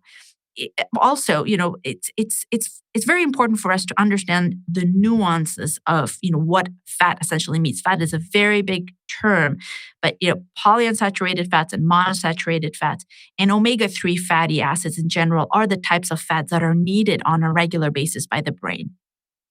Well, let's talk about omega-3 fats for a moment. We know that people with lower blood levels of omega-3s have smaller brains and higher rates of Alzheimer's. One randomized control trial that I know of found that after only 6 months of taking an omega-3 supplement, the participants had improved cognitive function, they had less brain shrinkage, and they had better brain structure. And this benefit was found to be particularly striking in the older adults in the study. For this reason, I personally take an algae-based DHA supplement daily. What I want to ask you, Dean and Aisha, is what do people need to understand about the role of omega-3 fats in brain health in the development of Alzheimer's, and about the optimal ratio between omega-3 fats and omega-6 fats? The question is, do we need omega-3 fatty acids as supplements? And if so, how much of it? And at what age? At the time where children are developing brain at the fastest rate you can imagine. And later in life, we really have to make sure that the brain gets the right amount of omegas to the best of our knowledge today. With the data available, we actually opt on the side of taking omega-3, especially at those two ends of the spectrum. And the other fact is, Aisha always says that the brain has 400 miles of vessels. 400 miles. Yeah, if we put all the vessels end to end, and they've done this calculation, it spans 400 miles. And, these blood vessels have endothelium, and the inner linings get damaged if people are exposed to, a lot of fat, specifically saturated fat. So it's important to think about vascular health as well. When I think of 400 miles of blood vessels in a 3-pound organ, it's intensely vascular. It's just full of blood vessels, and it's an amazing piece of nature. It's an amazing part of our bodies and our beings. The human brain strikes me as one of the most exquisite and spectacular things that I know about in the world, in the universe. I mean, it's just an amazing thing we have encased in our skulls. Absolutely. It's a beautiful organ, and it's more than just, flesh and blood. It's our thoughts, our memories, our personalities, and every decision that has been made in history, emanates from the brain. So it's a beautiful organ. As you can see, that's where our passion lies. And no offense to our cardiologists and nephrology friends, we say, the rest of the body is there to carry the brain. You can always transplant the kidney, the liver, the heart, but if you transplant the brain, you've just transplanted another human. So it is a beautiful organ. And what's important about it is, again, to reemphasize this point, every single meal that goes into your body can either make your brain, build it, or poison it. That's how rapidly each meal can affect this amazing organ.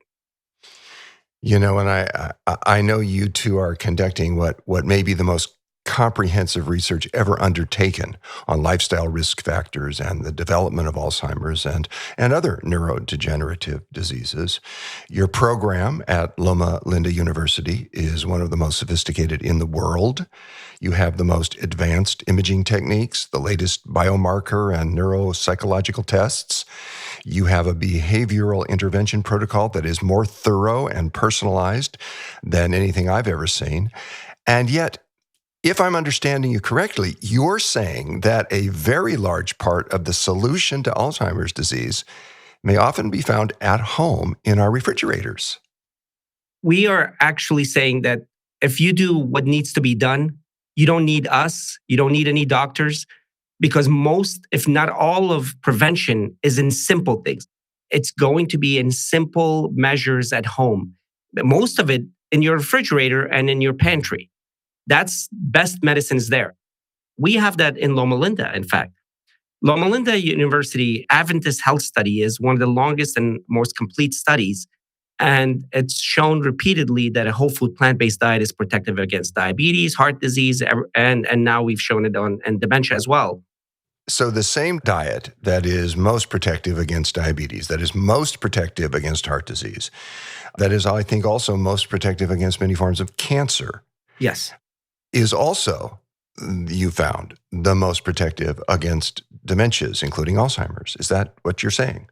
We think that's actually the numbers are even greater when it comes to brain diseases such as Alzheimer's and stroke. The brain is so energy hungry that the energy you give it can quickly push it towards demise, and you're starting in your 30s, 40s, where you see the first manifestation, or it can actually maintain vitality and growth. That's the effect of food on this amazing organ. Well, that is an astounding reality that people need to know, because prevention is key in so many ways. But when it comes to brain health, it's even more important. Many people are surprised to learn that 2/3 of the people with Alzheimer's today are women, and that women in their 60s are twice as likely to develop Alzheimer's as they are to develop breast cancer. Do you know why women in particular are more susceptible to this disease? That's a question near and dear to my heart. We don't have clear answers as of yet. There are theories. There is a theory about hormonal changes during midlife. There are theories about how women's brain actually processes stress, whether it's, environmental stress or, food-related stress. But we don't have good answers as of yet. One of the most interesting theories that we're currently exploring is that the cases of Alzheimer's disease in women that we are seeing right now are women, who were not particularly exposed to a very cognitively challenging and complex lives. They were mostly women who were either housewives, or they were not really exposed to very challenging environments. And that lack of challenge and complexity, whether it was in an occupation or a life situation, did not give them the resilience and the reserve that men usually have. And that's a very interesting theory, and we're exploring that as we speak. Well, there are people today spending enormous sums on brain games that they've been told will lower their risk for Alzheimer's and engage their brains. Others spending enormous sums on vitamins that they've been told will lower their risk for these problems. Do you think that in many of these cases, that money would be better spent on fresh vegetables and fruits? Absolutely. The money spent on food is the biggest determinant of health in any chronic disease, and even more so in when it comes to dementia and Alzheimer's, significantly more so.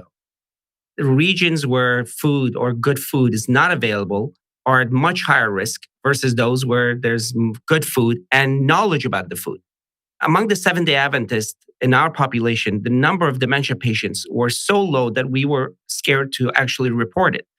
It was just inconceivable. Yet 5 miles away in San Bernardino, just 5 miles away, the rate of dementia is profoundly higher.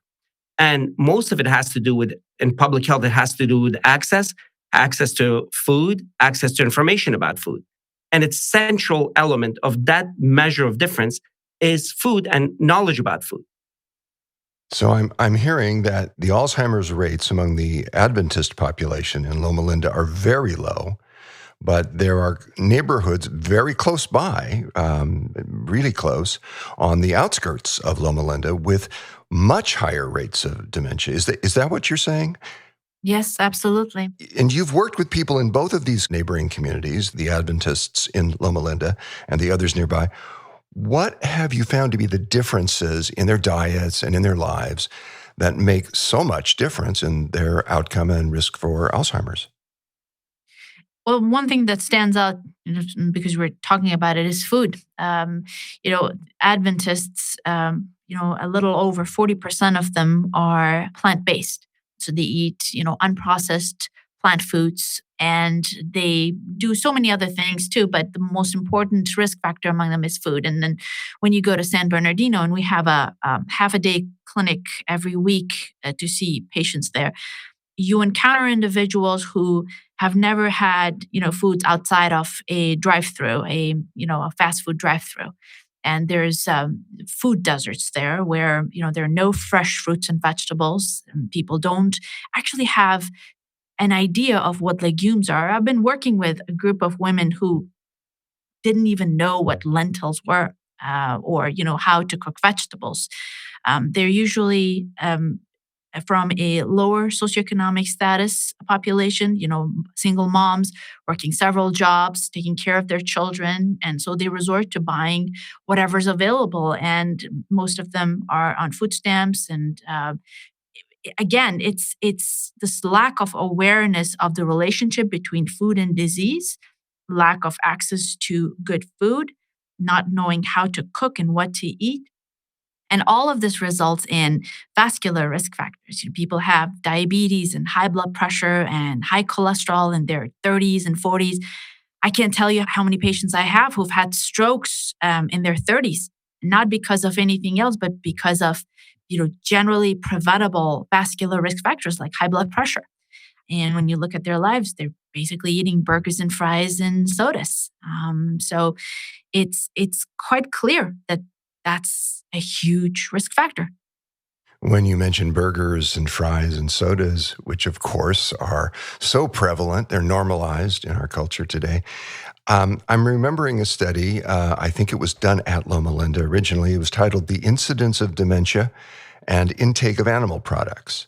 And in that study, researchers found that the people who ate meat, including those who only ate poultry and fish, had twice the risk of developing dementia as vegetarians, as people who didn't eat any kind of meat. And there are other studies that I have seen that have likewise implicated meat and other animal products as causative factors in the rising incidence of dementia. Now, I've actually never seen a single study that has shown any benefits to eating meat for brain health, but I'm sure you're far more knowledgeable about the medical literature on Alzheimer's and diet than I am. So I want to ask you, have you ever come across any study that has found any correlation between meat consumption and reduced risk for Alzheimer's? No, I have not seen any papers that show that consumption of meat is beneficial for the brain. And that paper you quoted from the Adventist Health Study, Dr. Paul Guillaume, back in 1993, showed that the consumption of animal products increases Alzheimer's disease. And it was a beautiful study because it was done in the Adventist Health Study. So, a lot of the confounding factors were adjusted for. They were from the same community, the same background, and, the only difference was meat or animal products versus no meat. When you look at other studies, whether it's different dietary patterns, and when you statistically analyze the quality of the food, the things that help brain or the things that actually reduce the risk of Alzheimer's disease and dementia are plants. It's the vegetables, it's the fruits, whole grains, nuts and seeds, legumes, and the lack of animal products, which are sources of saturated fats and other inflammatory compounds, and processed foods. Well, in your book, you have a fascinating list of what you call the top 20 brain nourishing foods. And I'd like to talk about that list, some of the foods on that list for a moment, with you, if I might. One that might surprise people is coffee. I mean, a lot of people enjoy the caffeine buzz and the daily morning ritual of a cup of freshly brewed hot coffee. I certainly do. In fact, some of us, and I might include myself in this, would have a hard time starting our days without it. And we have no trouble whatsoever seeing the short-term benefits. But are you saying that there is something about coffee that actually makes it healthy long-term for the brain? We did one review on Parkinson's and coffee and another one on Alzheimer's and coffee. And in both cases, we found that those who consumed higher amounts of coffee actually had a lower risk of dementia and Parkinson's. The researchers who conducted the cardiovascular risk factors aging and dementia study tracked more than 1,400 individuals over the course of 21 years, and they looked at a very broad range of diet and lifestyle choices and the corresponding health outcomes. And they found that people who drank 3 to 5 cups of coffee per day at midlife had a 65% decreased risk of dementia in later life. That's a staggering amount of decrease. And I have to think that the people who were drinking those 3 to 5 cups of coffee per day, many of them were taking it with cream and sugar or maybe a non-dairy creamer and some other form of sweetener. But in our society today, most coffee is drinking in these sweetened forms. So I'm struck by the fact that coffee may have more significance than we realize if we were to omit those unhealthy ingredients that we tend to put in it. Exactly. I mean, it's the story of in spite of the negative effects of milk and sugar, that you still saw the benefit. You know, you also have seeds on your list of the top brain-nourishing foods, and you include flax and chia and sunflower seeds. You mentioned those in specific. And I think most people are familiar with sunflower seeds, but I was glad to see your mention of flax and chia seeds also. I grind flax and chia seeds every day in a designated coffee grinder that I use just for these seeds. I do this every few days, and I sprinkle the powder, the flax and chia ground powder, into smoothies. I put it in salad dressings. I use it on all kinds of things that I eat. I consume it every day. And what I want to ask you is, what is it about flax and chia seeds that make them so important for optimal brain health? Well, flax seeds are incredibly wonderful. They are one of the few plant-based foods that are very high omega-3 fatty acids.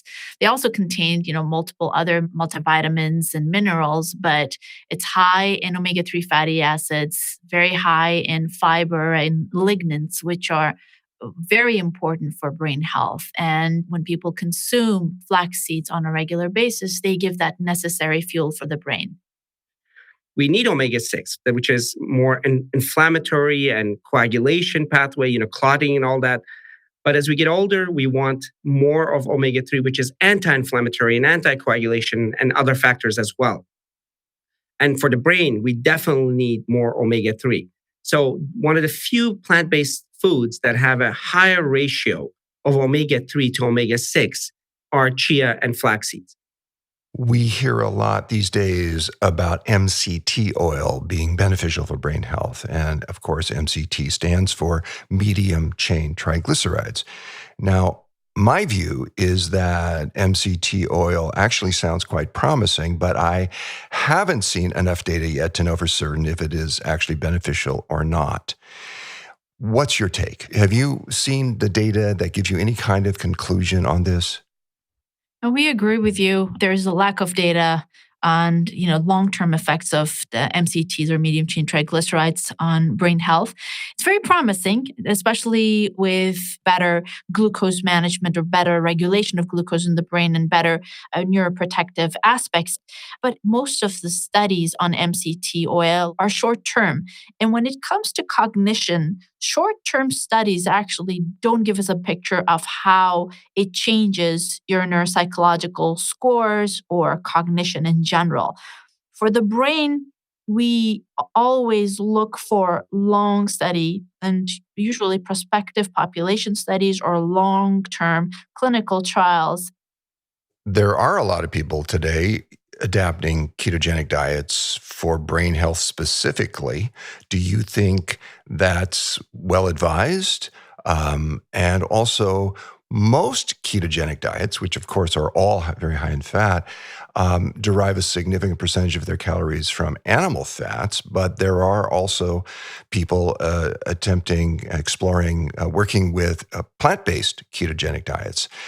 Would that make any difference to your sense of whether a ketogenic approach is worth considering for people worried or concerned about brain health?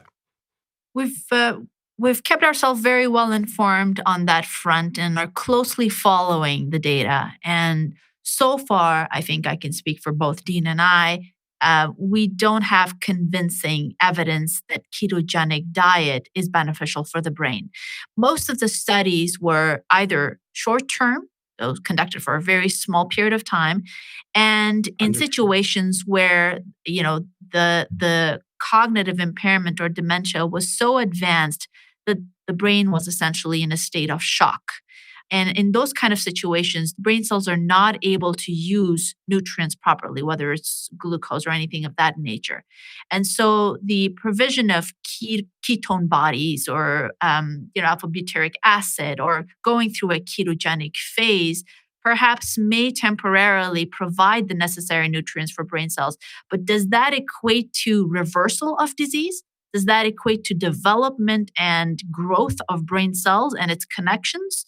I don't think so, and we don't have any evidence for that. So, and also, from a different perspective, we have to be aware of what all that high-fat diet does to the brain blood vessels. We talked about the 400 miles of arteries. Before it even gets to the brain, the fats, before the brain is able to use that as a fuel, it actually causes a lot of damage to the vasculature. And that is a very, very important thing to remember. Well, thank you for that information. Your list of great foods for the brain also includes, not surprisingly, greens. And I think quite deservedly so. I remember research at Rush University in Chicago where they assessed the diet and mental function of about 1,000 elderly people. It was a large study. And they did their best to adjust for variables such as education and exercise and family history of dementia.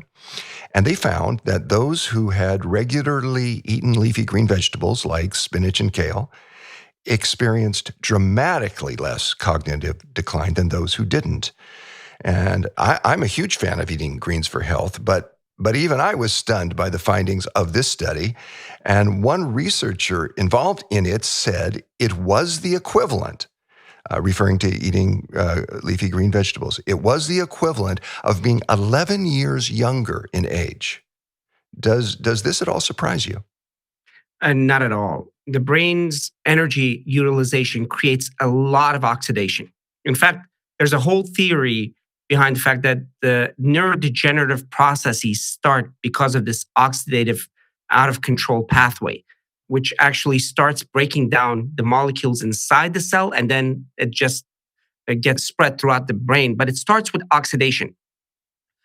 And what is one of the best sources of antioxidants and subsequently anti-inflammatories? Greens.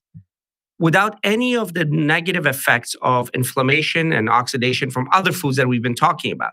So we are fully on board with the greens. We think that one of the most effective way to reduce inflammation and oxidation and allow the brain then to thrive on its own is to have at least 2 to 3 servings of greens every day.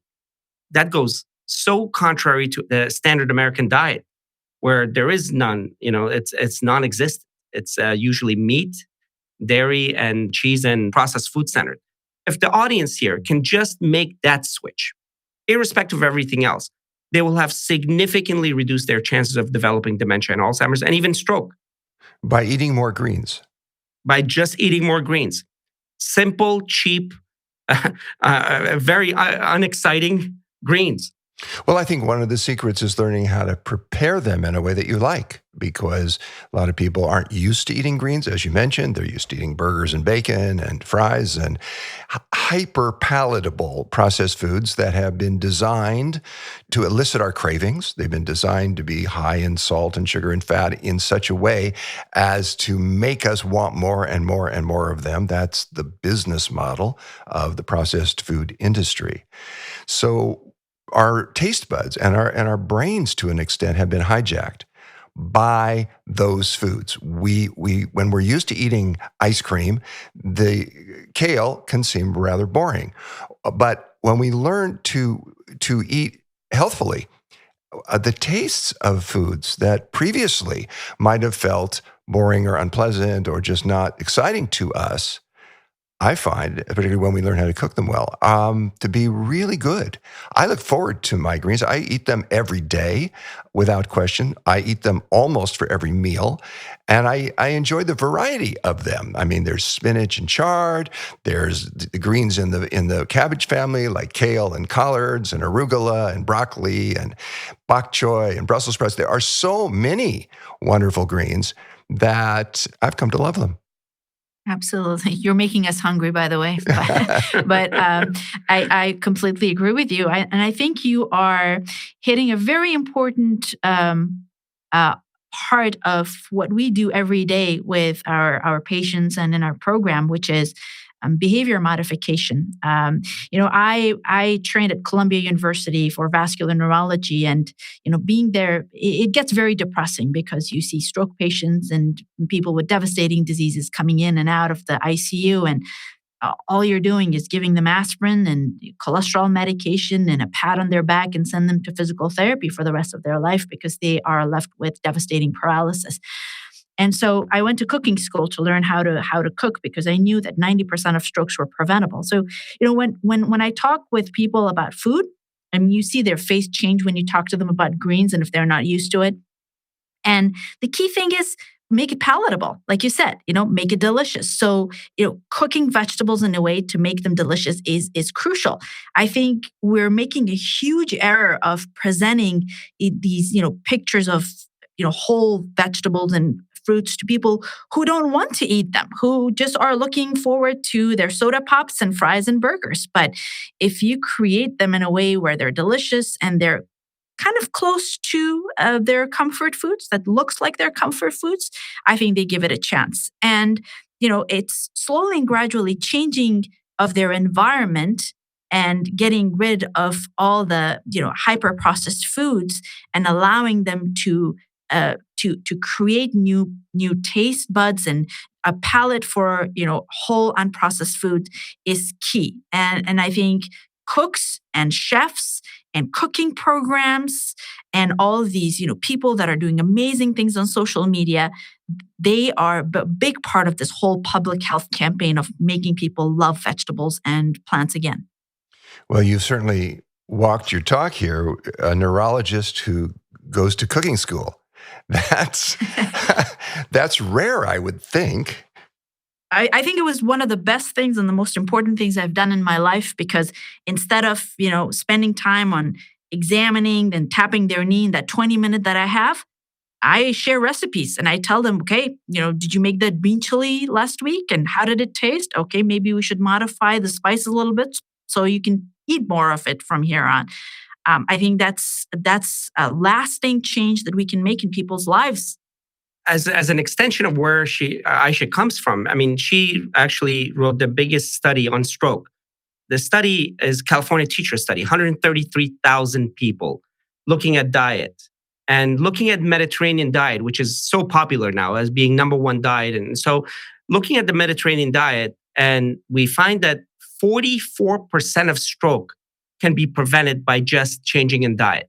But that's actually an underestimate because of the population that was involved. So 44%. But then they stratified the data and looked at what part of the Mediterranean diet. Was it the olives? Was it the cheese? Was it the music in the background? What was it? Guess what it was? It was greens, beans, lentils, all vegetables. So they got a positive score for or the vegetables. And they get a negative score for consuming animal products, which are sources of saturated fats. So, it's a recurring theme. So once again, the same diet choices that do so much to dramatically reduce our risk for Alzheimer's and other forms of dementia also, in this case, are showing to very dramatically reduce our risk for strokes as well. Absolutely. Absolutely. And, Alzheimer's is not just Alzheimer's anymore. We now know that there's a big correlation and a lot of overlap between the pathological processes of Alzheimer's disease and vascular diseases of the brain. So we have to, live a life and eat the type of food that addresses both. And, the good thing is it's not different. Like you said earlier, the same kind of food that is good for the brain and prevents Alzheimer's disease and stroke will prevent cancer, will prevent diabetes, will prevent high blood pressure, high cholesterol, and all other chronic diseases of aging. So it's a one plan for living a truly, cognitively vibrant life. Which is really a profound thing. I mean, it's a wonderful thing. And when we have clear thinking, deep thinking, effective cognitive function, we can envision things. We can make them happen. We can create. Our intelligence is operating on all cylinders. And we can do things in the world. We can be of service then. We can love with our whole hearts. We can care for the people we care for in meaningful ways. And I want to ask you a different kind of question now. We were speaking about women's health earlier a little bit because women have so much higher rates of Alzheimer's. Our listeners might not know the level of commitment that you each have to bringing health and healing to the world and to women's empowerment in particular. And I'm thinking, for instance, Aisha, that you've risked your personal safety with your work with Doctors Without Borders. And Dean, you, as I understand it, revolutionized the role of women by training and empowering 20,000 midwives in a nation that is still struggling to respect women's rights. Can you tell us why you've both been such powerful advocates for women's leadership and women's health in developing nations as well as in the industrialized world? Well, thank you for asking that question because that's where we started. Aisha and I met in a refugee camp. I was director of programs for World Bank and then deputy minister of health for the country. And Aisha was with Doctors Without Borders. I had just left NIH to go back and help with the U.S. forces. And we wanted to see what was the most effective way to help a society. And without question, the most effective way to help any society is to spend $1 on the women of the society. If you have to spend $1 on any elements of a society, where would you spend it? It would be on women, because those women would actually bring change. Those women would be taking care of the children, the men, the community, and they are the change makers. In fact, look at this whole food plant-based movement. It's, I think, 80% or more women. So we created a program through the ministry, which is the Women's Empowerment Program, where 10,000 nurses midwives were trained with simple things in their own region. And initially, of course, the Taliban would say no, but they would say, no, they'll just take care of your women and children. And after a year going back, guess what happened? These young women became leaders because health is not threatening.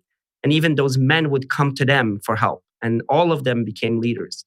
Aisha and I, that was one of our greatest passions. And when we came back and started working on the brain, we again wanted to know what would be one place where you could be most effective in health.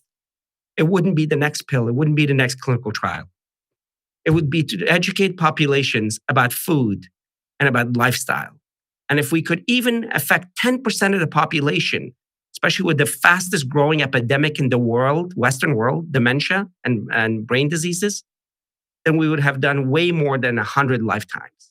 So I guess it's a little selfish. We wanted to see where we could be most effective over there, and it was women. And we wanted to see how we could be most effective here. And it was through lifestyle. And that's where my PhD and my master's is, and so is Aisha's.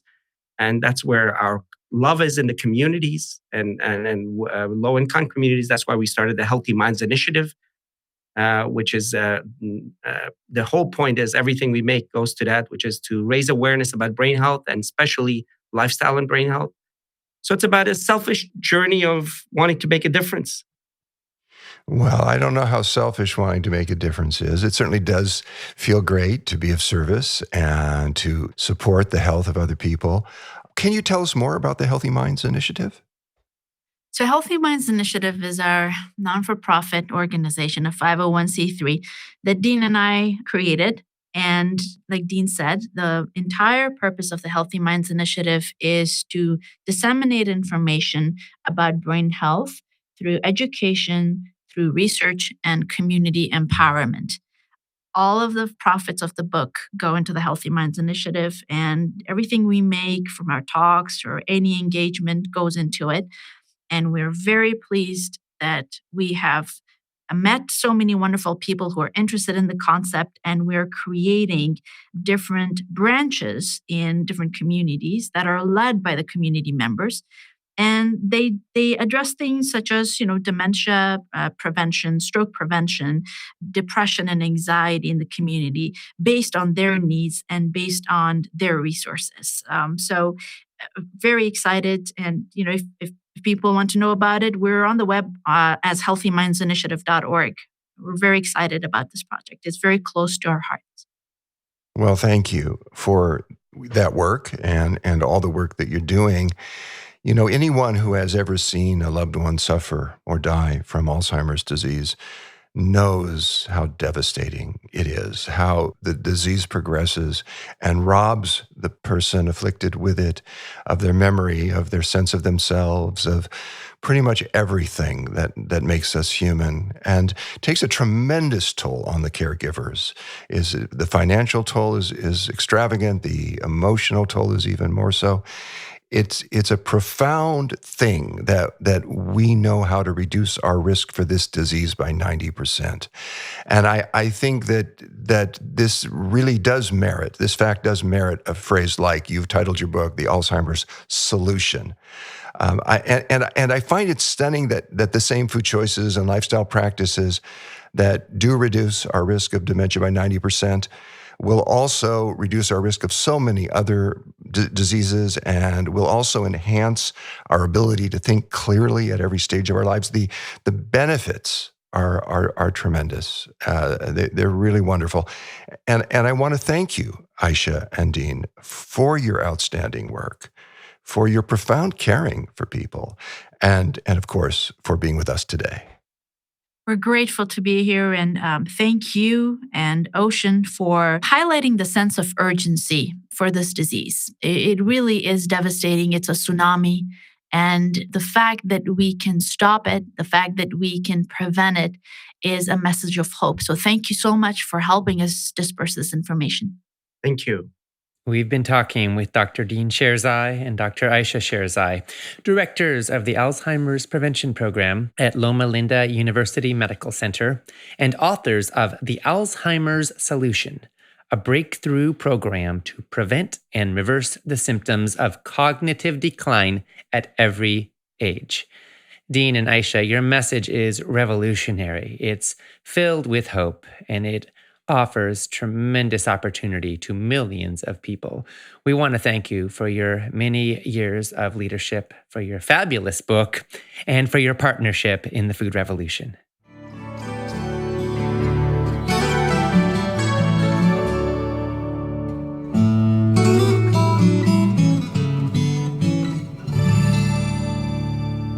Thank you so much to the doctors Sherzai and to my dad and colleague John Robbins for that remarkable conversation. To express your opinions on what you are hearing and to find out what other people are saying, post and engage in the comments section on our broadcast page. Make sure to refresh those comments using the button you see there so you can see the most recent ones that have been submitted. And also go ahead and respond to other people's comments, read through a bunch of them, and let's make this a community interaction. Let's support each other. Let's hear each other. Let's dialogue respectfully. Let's share what we have found that works and what we do and what we're learning with one another, because that's part of how we heal. That's part of how we apply. We're very social creatures. especially in a time of physical distancing. Let's not be distant socially. Let's connect and share and engage and feel the power of a food revolution. Hundreds of thousands of people right here and right now, learning, growing, engaging, eating, to apply all this and to bring healing into our lives and into our world. Our next presentation will be an interview with Dr. David Perlmutter, starting in about 6 minutes. Susan Sheldrup said, wow, eating greens can equal 11 years younger health. Knew they were good for you, but to gain physical and cognitive health is so reassuring. I've been very nervous about all that is going on because I'm overweight and I have high blood pressure. Just this week, I've been trying to jump back on to Whole Foods plant-based to help with my health and the animal environment situation. It's been hard on my own at home, but your summit already is helping so much, especially with my mental state.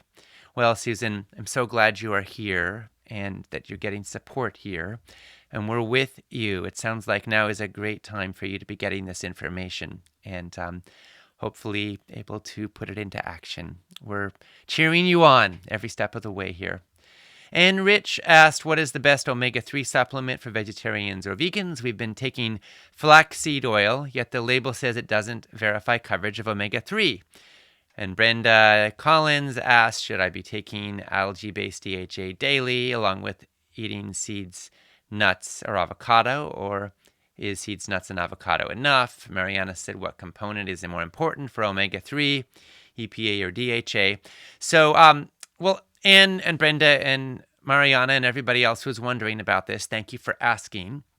Before answering directly, let me say that not all bodies are the same. There are many different factors that impact how much omega-3 fatty acids any given person needs and also what ratio is best. But a key thing for you to know here is that omega-3 fatty acids are basically made up of ALA, EPA, and DHA, and your body and your brain need all three of them. ALA is easier to get. It's abundant in flax and chia seeds, and your body can convert ALA to EPA and DHA. But not all bodies convert with the same level of efficiency.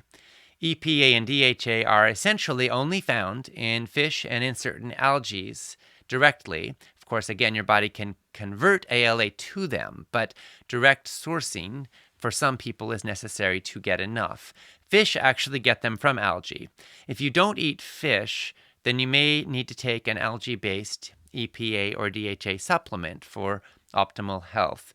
A lot of people are asking which one is best, and the truth is there are many options out there, and I don't really want to get into the business of promoting specific supplements in this summit. But since folks are asking, I'll give a couple of resources. One is Dr. Joel Fuhrman, who you'll hear from tomorrow, has a very thoughtful DHA and EPA supplement and various resources on his website. If you Google Dr. Fuhrman, you can find that. And also some friends of ours created a supplement specifically designed to provide the key nutrients that a lot of long-term whole foods, plant-based eaters need to think about. It includes EPA, DHA, as well as zinc, D3, iodine, K2, magnesium, and selenium. And it's called Complement. You can find out more at foodrevolution.org/complement. And if you do make a purchase from that link, they make a contribution to support our work. But again, there are a lot of options out there, and I don't want to get into pushing supplements here. We're here to talk about food. So find the resources that work best for you. Sinead Ryan said, as a second-year medical student, I'm absorbing every bit of information you're saying. You're speaking my language, and I can't wait to share everything I learned from this summit with my fellow students, since we don't get taught enough about these topics in medical school. Yes, Sinead, thank you for raising that. We are working to change that. We have a campaign to get nutrition taught in medical schools. And we want to support you right here and right now. So we're going to gift you with an empowerment package. So you can own the recordings and the transcripts of this entire summit for life. I know you will put it to good use. Congratulations. And congratulations to everybody else who's stepping up and owning the empowerment package for life.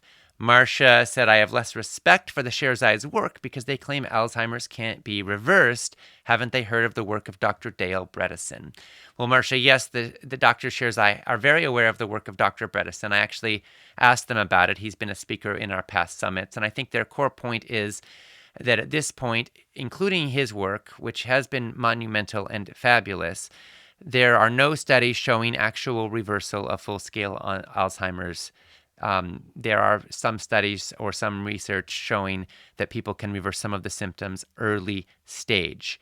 But they don't want to steal hope from anyone, but they believe the main focus should be on prevention. Nobody should wait to get Alzheimer's and then think they can take corrective action at that point. Now is the time to put what you're learning into action. Speaking of action, in a moment you're going to hear us on the line with the New York Times bestselling author Dr. David Perlmutter. But first, a short video about the Food Revolution Network mission. Here we go. At Food Revolution Network, our mission is healthy, ethical, and sustainable food for everyone who eats. We want kids to learn about healthy food in school. We want doctors to learn how nutrition impacts health in medical school. We want the routine use of antibiotics banned from factory farms. We want a world where everyone, regardless of their ethnic or economic background, has knowledge of and access to healthy food for their family. We want a world in which heart disease, cancer, Alzheimer's, obesity, and diabetes are rare, and in which vibrant health is the status quo. We're spreading the word and standing for change. And with every empowerment package purchased, we make a donation to Trees for the Future, enabling them to plant an organic fruit or nut tree in a low-income community. Join this movement and support this mission.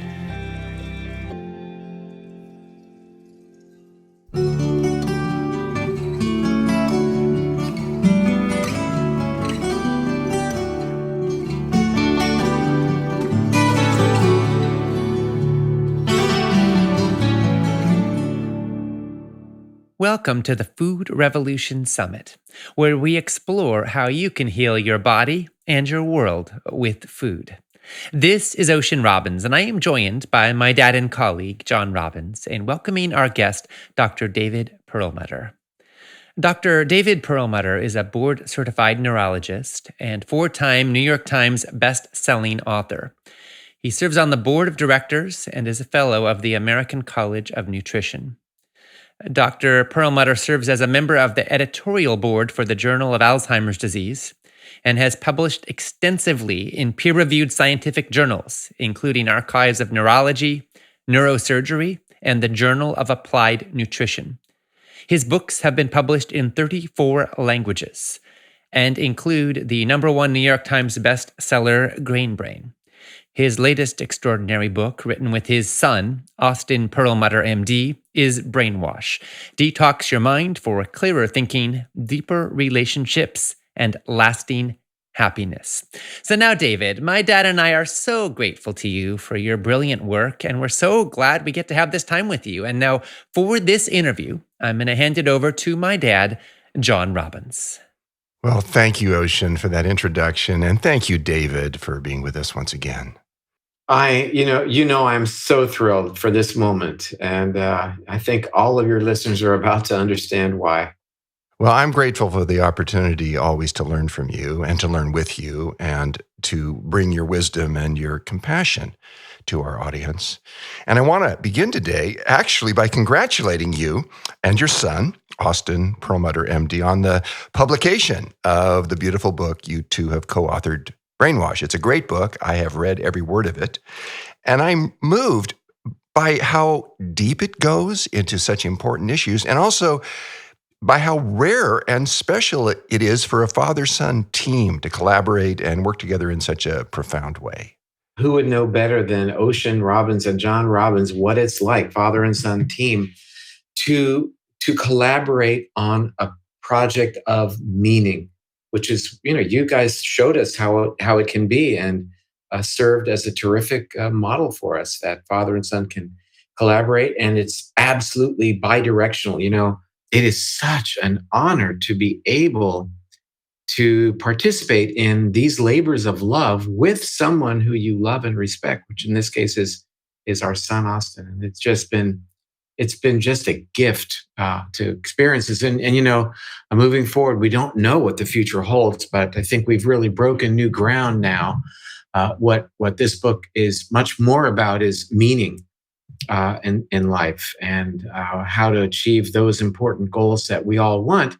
One thought I have, just to ask it at the top, for many years now, the AMA, the American Medical Association, has been conducting polls of doctors asking if they would like to see their children become MDs, become medical doctors. And the percentage of physicians who would recommend the profession to their progeny has been dramatically declining for many years. And yet you seem pleased that your son has chosen to become a medical doctor. Well, I'm going to tell you an interesting story that may give you insight into why I'm pleased. We went to his graduation from Oregon Health Sciences residency program in internal medicine. And at that event, they went through the list of the 100 plus residents, describing, naming them and then describing where they were going to go. And this person was going to go to do a fellowship in cardiology at Baylor, and this person was going to do a fellowship in oncology at another institution.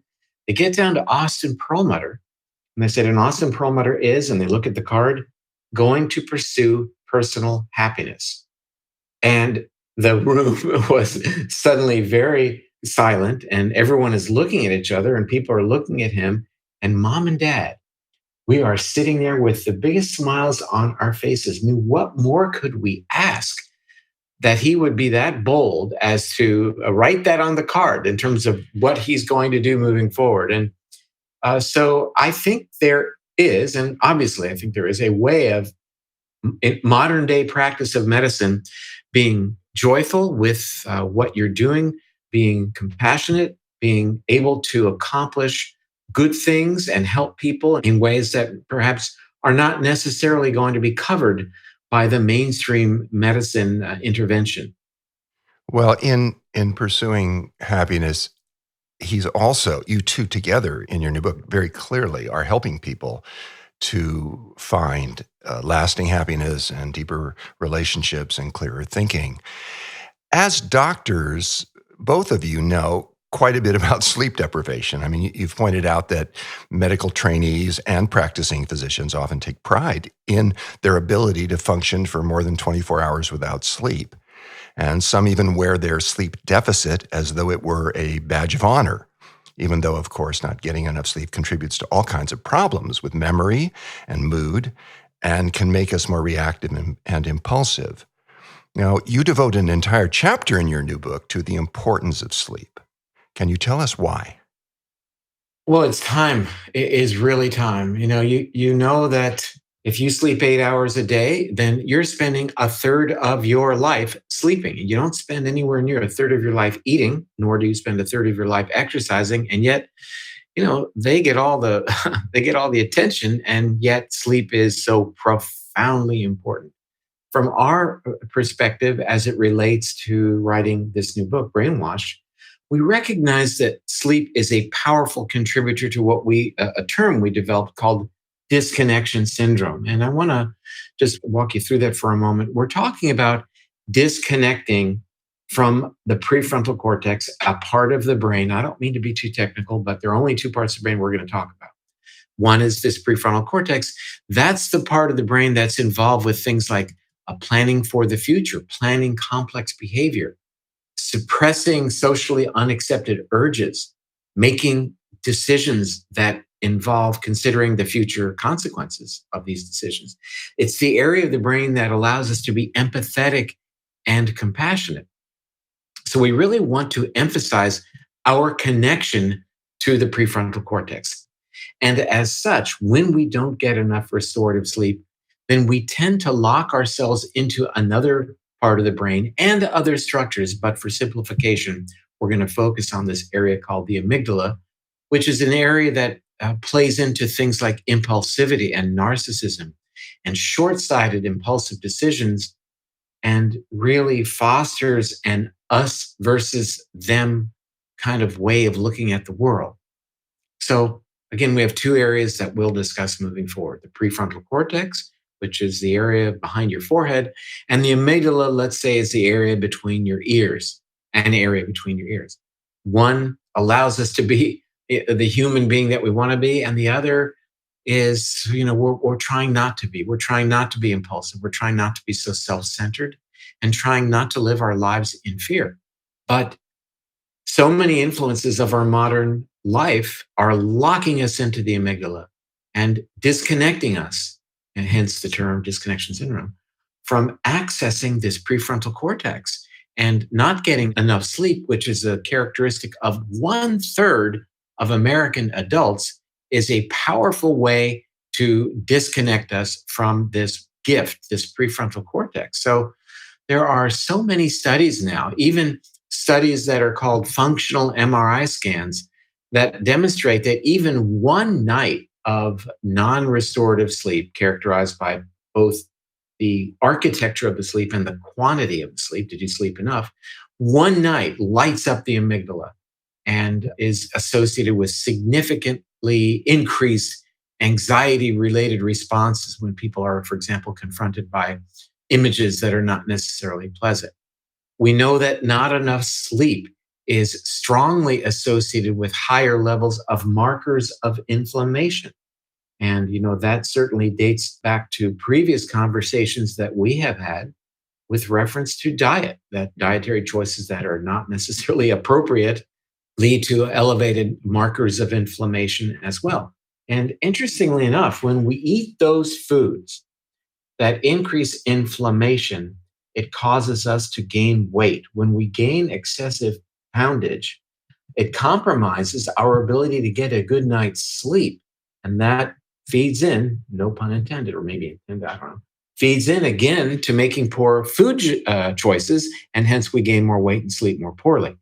People who chronically don't get enough restorative sleep may have as much as a 350 calorie increase in daily consumption of energy without increasing their energy burn. And it only takes 3,500 calories, that would be 10 days of non-restorative sleep, to equal 1 pound of body fat, further increasing inflammation. So, we are all over it in terms of the value of sleep and how incredibly underrated it is in terms of being good for the brain.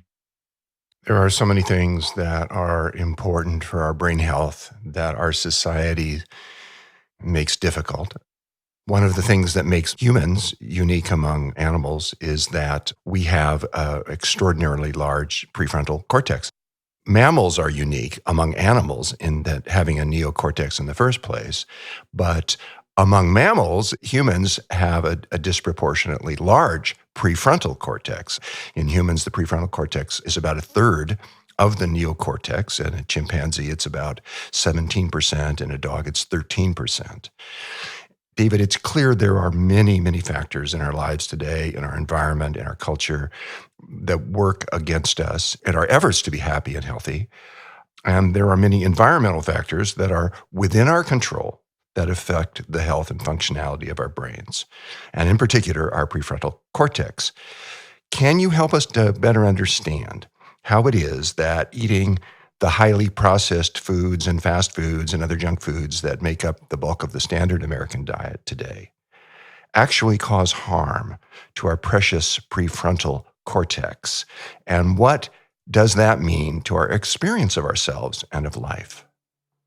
We know that processed food and foods that contain refined carbohydrates, and certainly foods that contain sugar, foods that have never been part of the human diet, are powerfully involved in augmenting inflammation and, as such, severing our connection to the gift of the prefrontal cortex. Now, there are multiple mechanisms. A diet that's higher in sugar, processed food, will change the diversity and functionality of our gut bacteria. We've talked about this in the past, how our gut bacteria plays so many roles in terms of keeping us healthy. But one role that's certainly getting a lot of attention is how our gut bacteria are able to maintain the integrity of our gut lining. When that integrity is not up to snuff because our gut bacteria have been compromised because of our diets, then we have permeability increase of our gut lining. Why is that important? Because that's a surefire way of increasing inflammation, which then severs our connection to this prefrontal cortex. So a very interesting study was recently reviewed in a journal called Behavioral Processes. And what they wanted to compare was a measurement of average blood sugar, which is obviously a reflection of what you're doing with your diet, and a marker of, impulsivity. And basically, what they use is something called delayed discounting. So, this is a standard way to test impulsivity. And here they're plotting basically impulsivity versus hemoglobin A1C, average blood sugar. And there's this amazing correlation.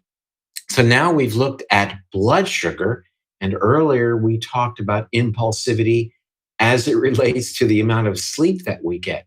And we see impulsivity to be increased as well in individuals who are stressed, as well as even individuals who are not exposed to nature.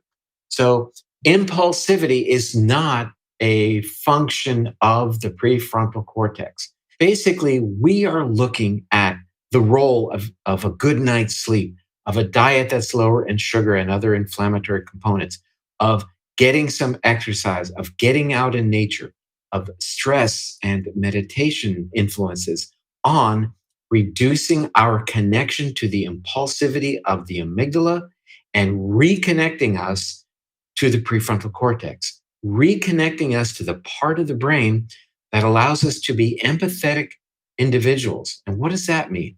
It means empathetic, me towards you, me towards my neighbor, but also empathetic towards my future self, being empathetic in terms of the choices I'm making today that will affect me in a year and in 10 years. So, it's great that over the years we've had these wonderful discussions with respect to these lifestyle choices, how they impact inflammation as it relates to Alzheimer's, for example.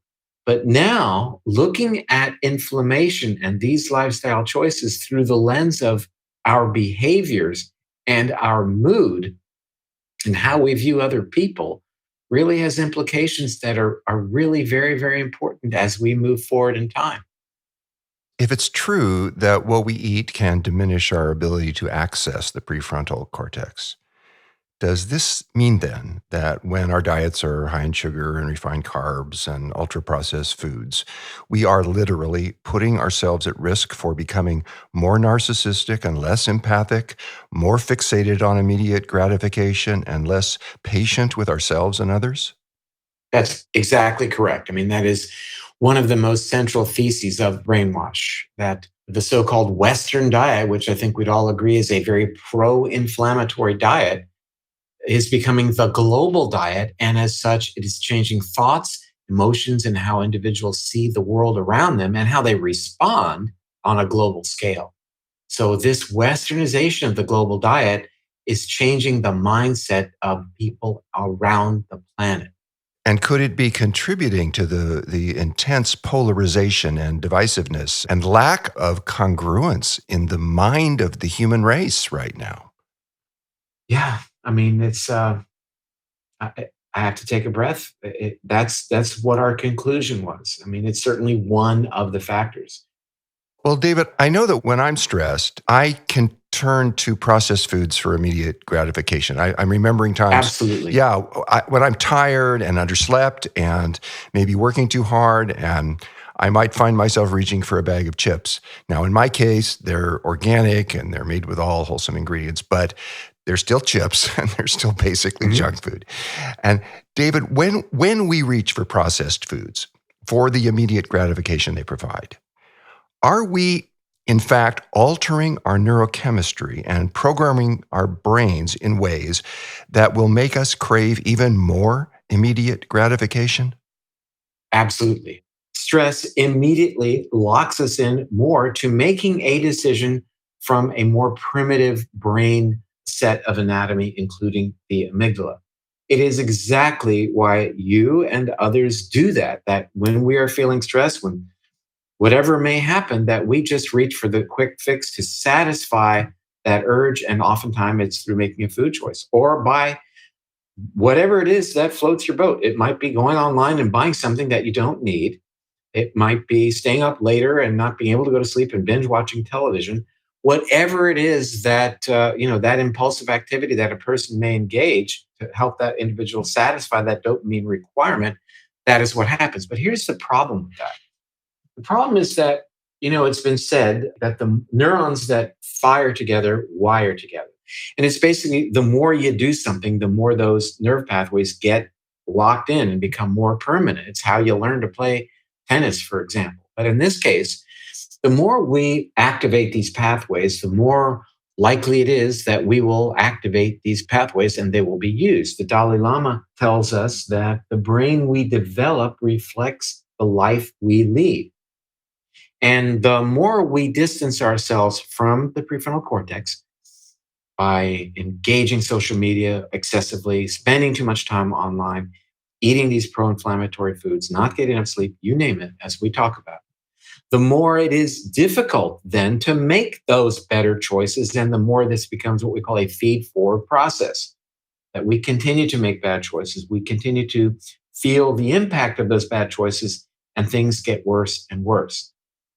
You brought up a central concept for us a moment ago, and that is that the food choices around the world are causing us to worsen our polarization, to enhance this us versus them mentality.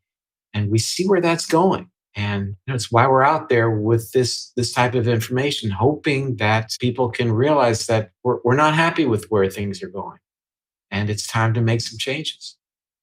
Well, there are companies who are looking very short term, and they're looking at their profits. And I'm thinking in particular of the companies that manufacture and sell junk foods and processed foods. And they argue that they have freed us from being slaves to the stove.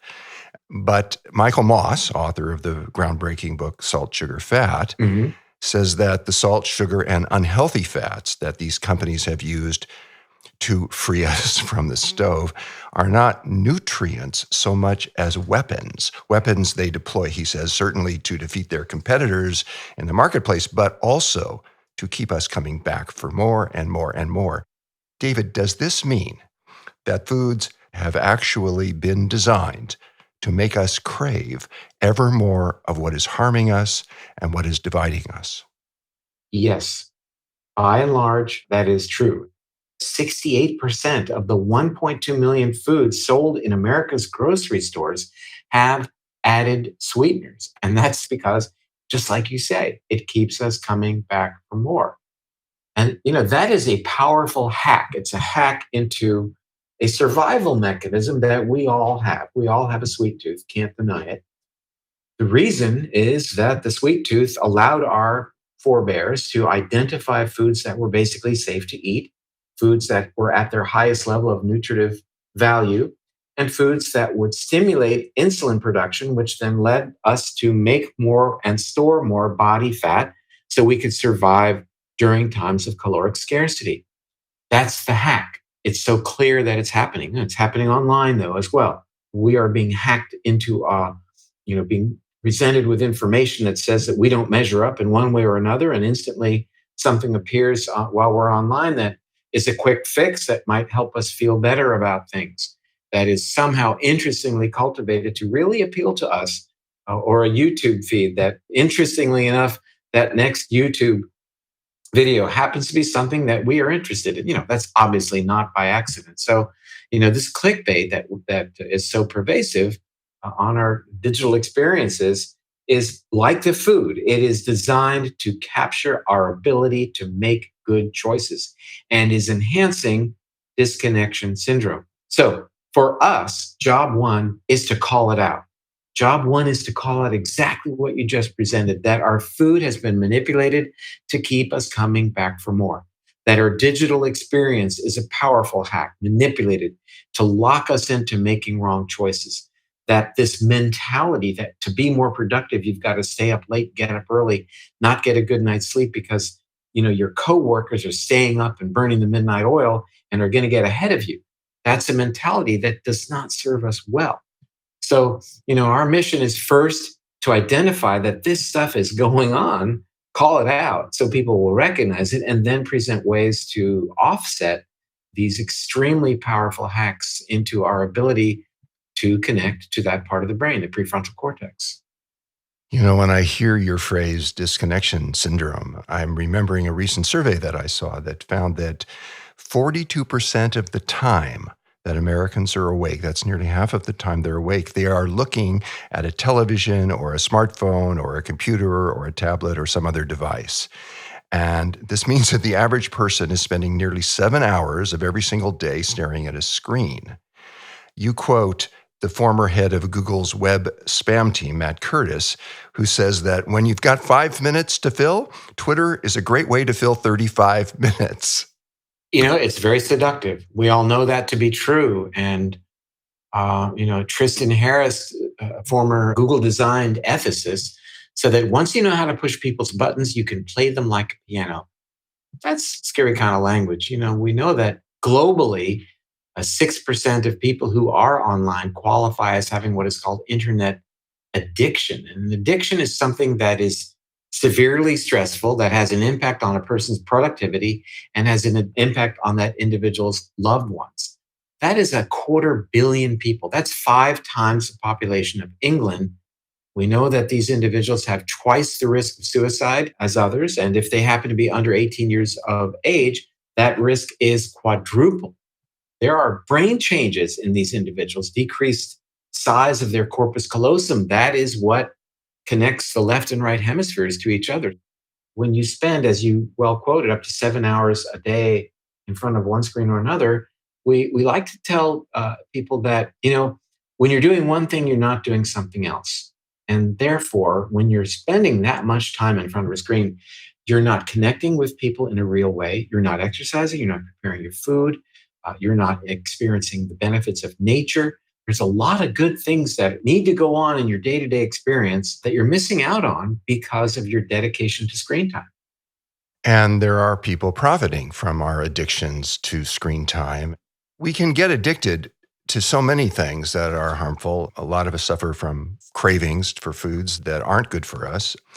And you write in your book that the quickest way to grasp the depth of our addictions is to consider, and this is your phrase, the biological warfare taking place on our plates. Now, that's an extremely powerful phrase, and it's one that I feel is accurate and describes what is, in fact, taking place. When I look at the damage and the disease and the death that's caused by the ultra-processed foods that today make up 2/3 of the total caloric intake in the US and elsewhere in the Western world, I wonder if it's even an exaggeration to say that the products provided to us by the fast food and junk food industries are literally weapons of mass destruction. They really are. The World Health Organization tells us that the number one cause of death on our planet is not war. It is the chronic degenerative conditions, which are by and large lifestyle events, mostly contributed to by our food choices and secondarily by sedentarity or being sedentary. And here we are now seeing yet another year of declining longevity here in our United States, where we dedicate incredible amounts of resources, monetary resources, to what is called health care, which ultimately has very little to do with health. People are sicker and sicker now, as evidenced by the statistics. I'm not making that up. And we've talked in the past how obesity, especially the fat around the middle, is associated with a 3-fold increased risk of dementia. That was published way back in 2008 in the journal Neurology, where they looked at close to 7,000 people. They followed them for about 36 years. And all they did at the beginning of the study was measured how big was your belly. The bigger the belly, the greater your risk, up to 3-fold increased risk for dementia, a disease for which we have no treatment at all. Scary proposition. It is very scary. And if it's true, as you say, and I know it is, that excessive body fat can lead to greatly increased incidence of dementia and can lead to less activity in the prefrontal cortex. And these brain changes, in turn, foster poorer choices, including choices about food and exercise. Does this then create a vicious cycle in which excess body fat leads to choices that lead to increased levels of body fat, and thus to further disconnection from the prefrontal cortex, and thus to even more bad choices? And if this is happening, this vicious cycle that you describe in your book that I'm trying to summarize here, how does a person who has excess levels of body fat, who is carrying extra weight today, rewire their brain so that they become more capable of making good choices. And so those good choices become easier and more natural and for them to make. Well, I'm going to answer that question, but I'm going to take a step back for just a moment, because as you did the lead in for that question, you brought up some really important points. And that is how body fat increases itself. That excess body fat, especially that type around the middle, does a lot of things. It creates these chemical mediators of inflammation, which compromise our ability to make good food choices, hence more weight gain. But interestingly enough, excess body fat also increases the production of the hormone ghrelin, which is the hunger hormone, meaning that we are more hungry. As medical writer Gary Taubes told us so eloquently, we don't get fat because we overeat. We overeat because we're getting fat. So our body fat has its own agenda, and that is maintaining itself and actually making more of itself. We know that cancer cells secrete chemicals to increase their own blood supply and to fight how our immune systems can take care of them. And in a very real sense, our body fat does the same thing. It manifests itself and increases our lifestyle choices so that we get more and more fat.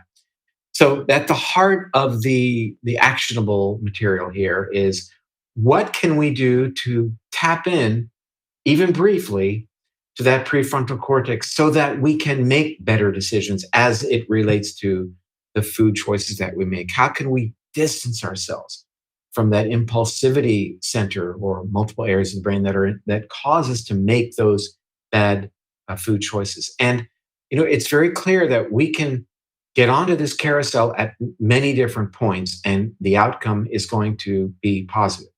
It can be, in some people, as simple as deciding to make changes to get a better night's sleep. Again, I'm going back to the sleep part of our story because it's so darn important and undervalued. As mentioned, we make poor food choices when we've not got enough sleep. Whatever it may be, you begin to modify your lifestyle to get better sleep. That is one of the most powerful things that you can do to regain the ability to make better food choices. Great. Now you're making better food choices.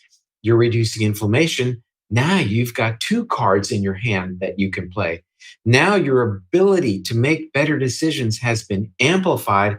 And guess what? You may now decide that I'm going to spend 15 minutes this week out in nature. Or I'm going to do my best to reconnect with a friend from high school. I'm going to do my best to maybe get out and exercise for 15 minutes a day, even if it's just walking, and start to regain the ability to make these choices that will feed forward. Will take advantage of a feed forward mechanism and enhance your likelihood of adding more and more of these choices to allow you to reconnect, to offset this disconnection syndrome. And ultimately, this allows you to make better decisions for yourself, for other people, and even better decisions for the planet. And I will tell you, interestingly, here I am, the author of Grain Brain, that was looked upon as being the next Atkins type of diet, which it never really was. But I think some of our readers, perhaps you as well, may have been surprised, hopefully pleasantly, by the fact that we are now calling for one meal a day, at least, to be plant-based. It seems very clear that being self-serving to reduce inflammation and for other benefits, a more plant-based diet seems to be appropriate. But the environmental arguments, I think, are very solid as well. So, we learn as we move forward in life and make changes as we move forward in life. And that's, at least with respect to my messaging, I think it's very important people appreciate that and not compare messaging today to our messaging from 15 years ago. Well, we're all learning and growing and evolving, and that to me is a mark of a healthy attitude towards life that allows for our curiosity and our wonder and our healing and growth to take place. I did see this shift in Brainwash, your new book, where you write, and this is a quote, if you choose to eat meat, treat it as a condiment instead of the main event, and make at least one meal a day 100% plant-based with no meat or other animal-derived products, which you were just referring to. So let me ask you, is it accurate to say that your emphasis now is on the fundamental importance of a whole foods, basically plant-based diet with plenty of healthy fats, such as seeds and nuts and avocados? Would that be an accurate summary? Answer is yes. Even back in the Grain Brain days, we were advocating that most of your plate be covered in colorful vegetables. And we are doubling down on that now and really calling for plant-based. Because what we found is when people do that it does help them with making other decisions as well by increasing their empathy, but also by decreasing inflammation. There are multiple reasons that we are on board with a far more plant-based dietary approach. Well, one of the advantages of eating plants is that they are the only sources of fiber. Not all plant foods contain fiber. Certainly vegetable oils don't. But most whole plant foods contain fiber, and some of them contain a great deal. There's no fiber in any animal product, actually. And fiber seems to be critical to a healthy gut.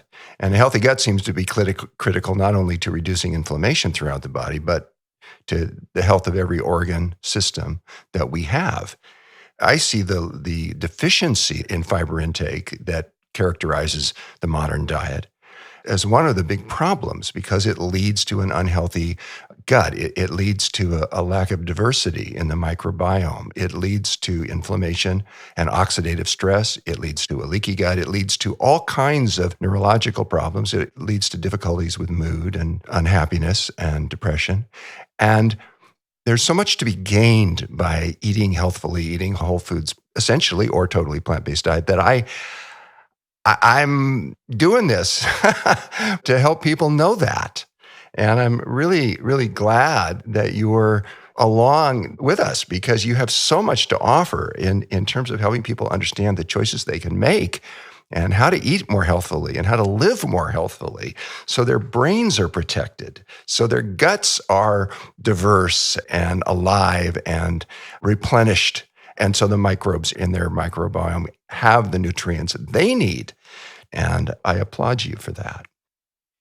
Well, I'm honored to hear you say that and to put me in the same category as this guy, John Robbins, who your listeners need to know that, Diet for a New America, that was back in 1987. That was a long time before a lot of this stuff became fodder for the public discourse. And I think, in addition, to be clear, that your comments with reference to fiber are extremely, extremely valuable.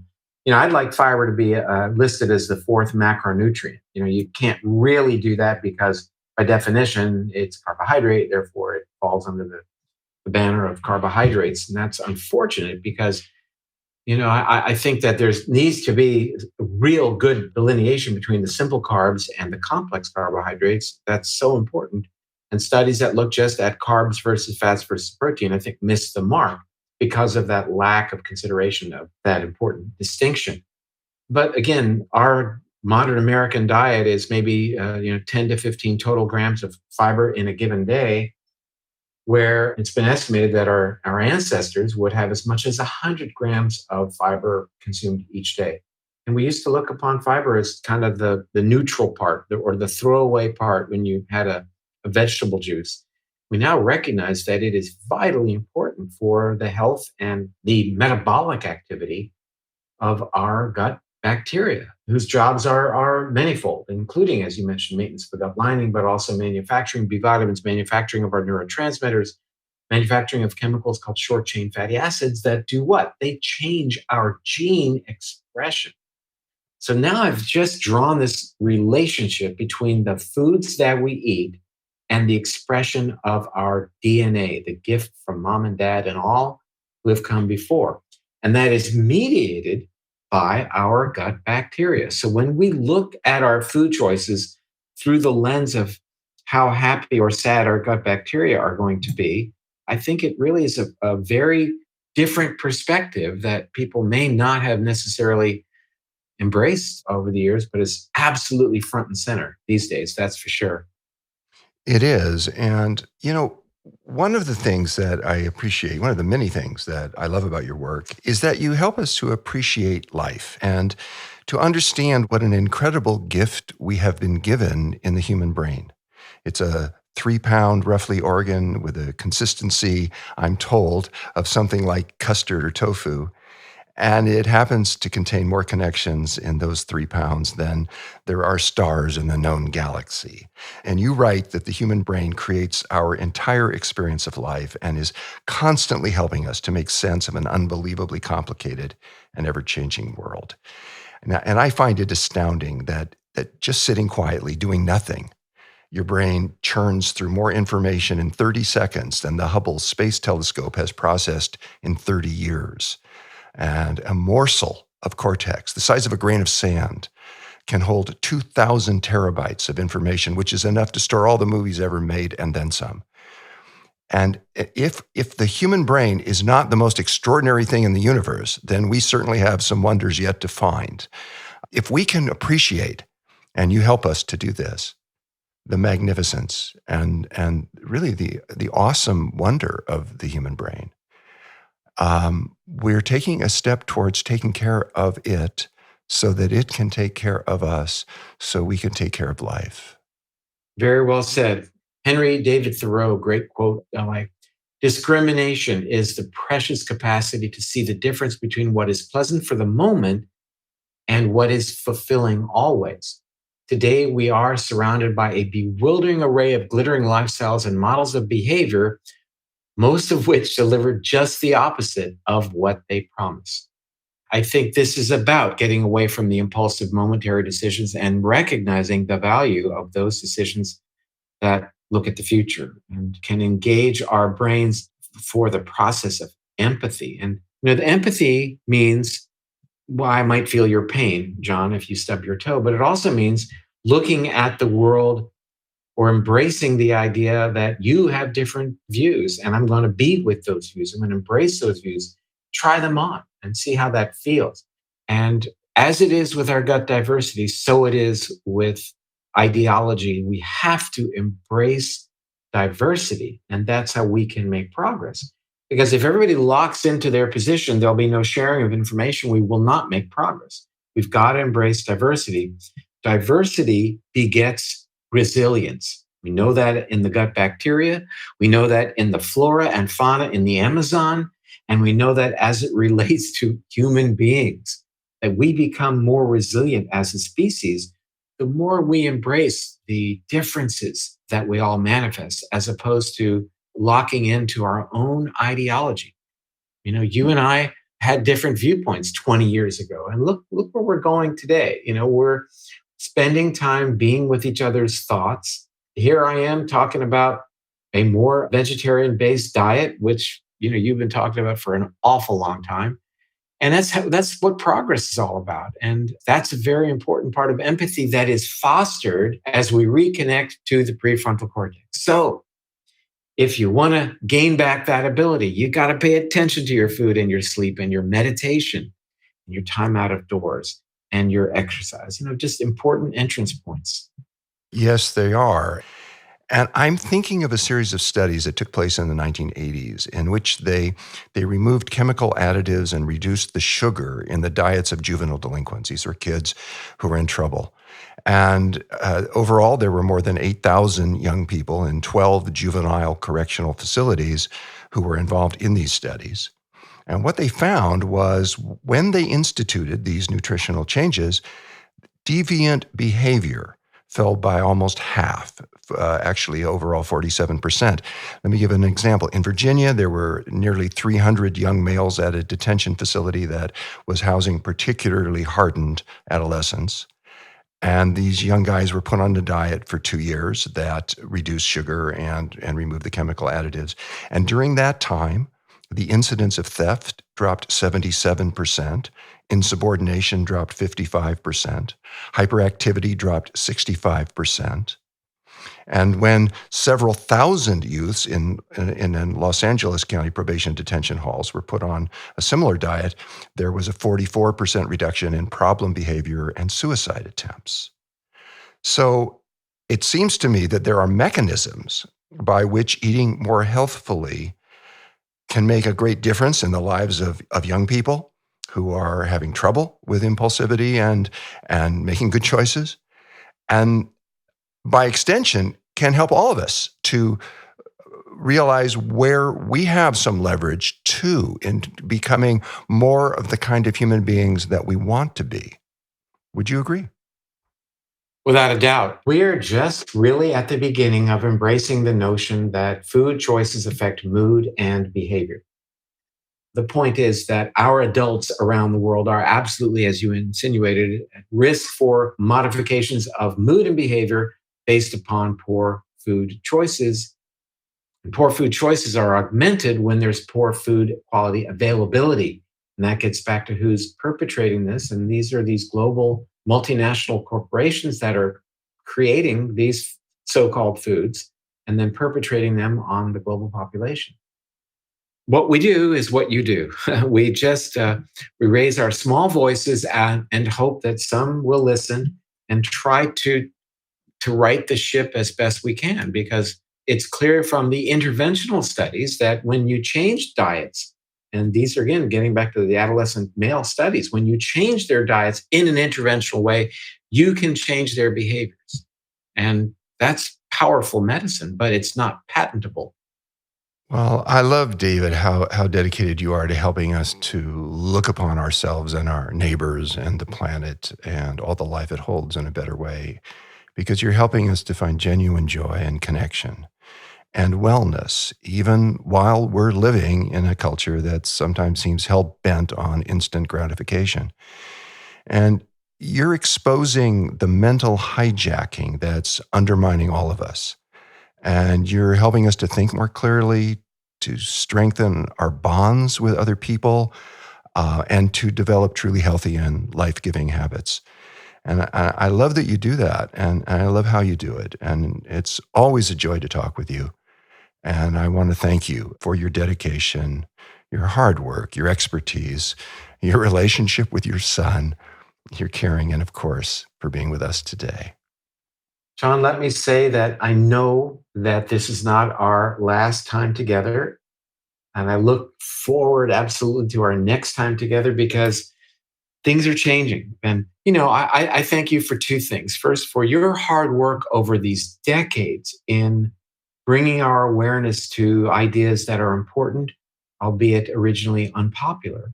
And you've stayed the course, and you've been open to, making what these concepts are more available to a larger audience, which is really quite admirable, and certainly not the way we are seeing things play out these days with people being so focused on one ideology. So it's an amazing gift that you have, and you've exploited that gift for the benefit of others. And I was so taken originally when we first spoke many years ago that the contact with me was made through your son.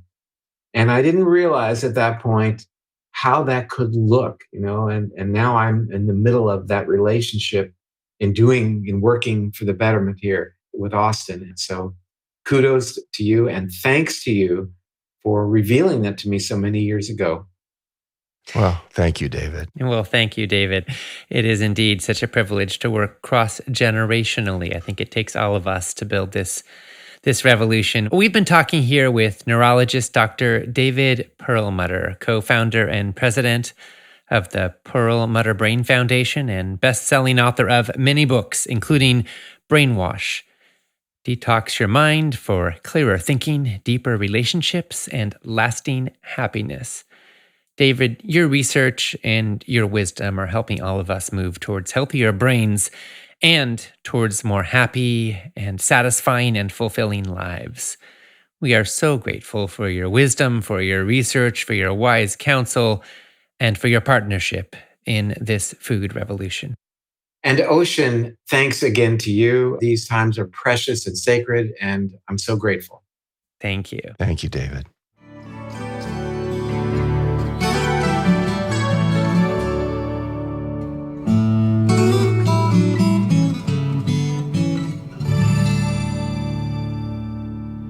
thank you so much to Dr. David Perlmutter and to my dad and colleague, John Robbins, for that fascinating conversation, to express your opinions on what you have been hearing and to find out what other people are saying.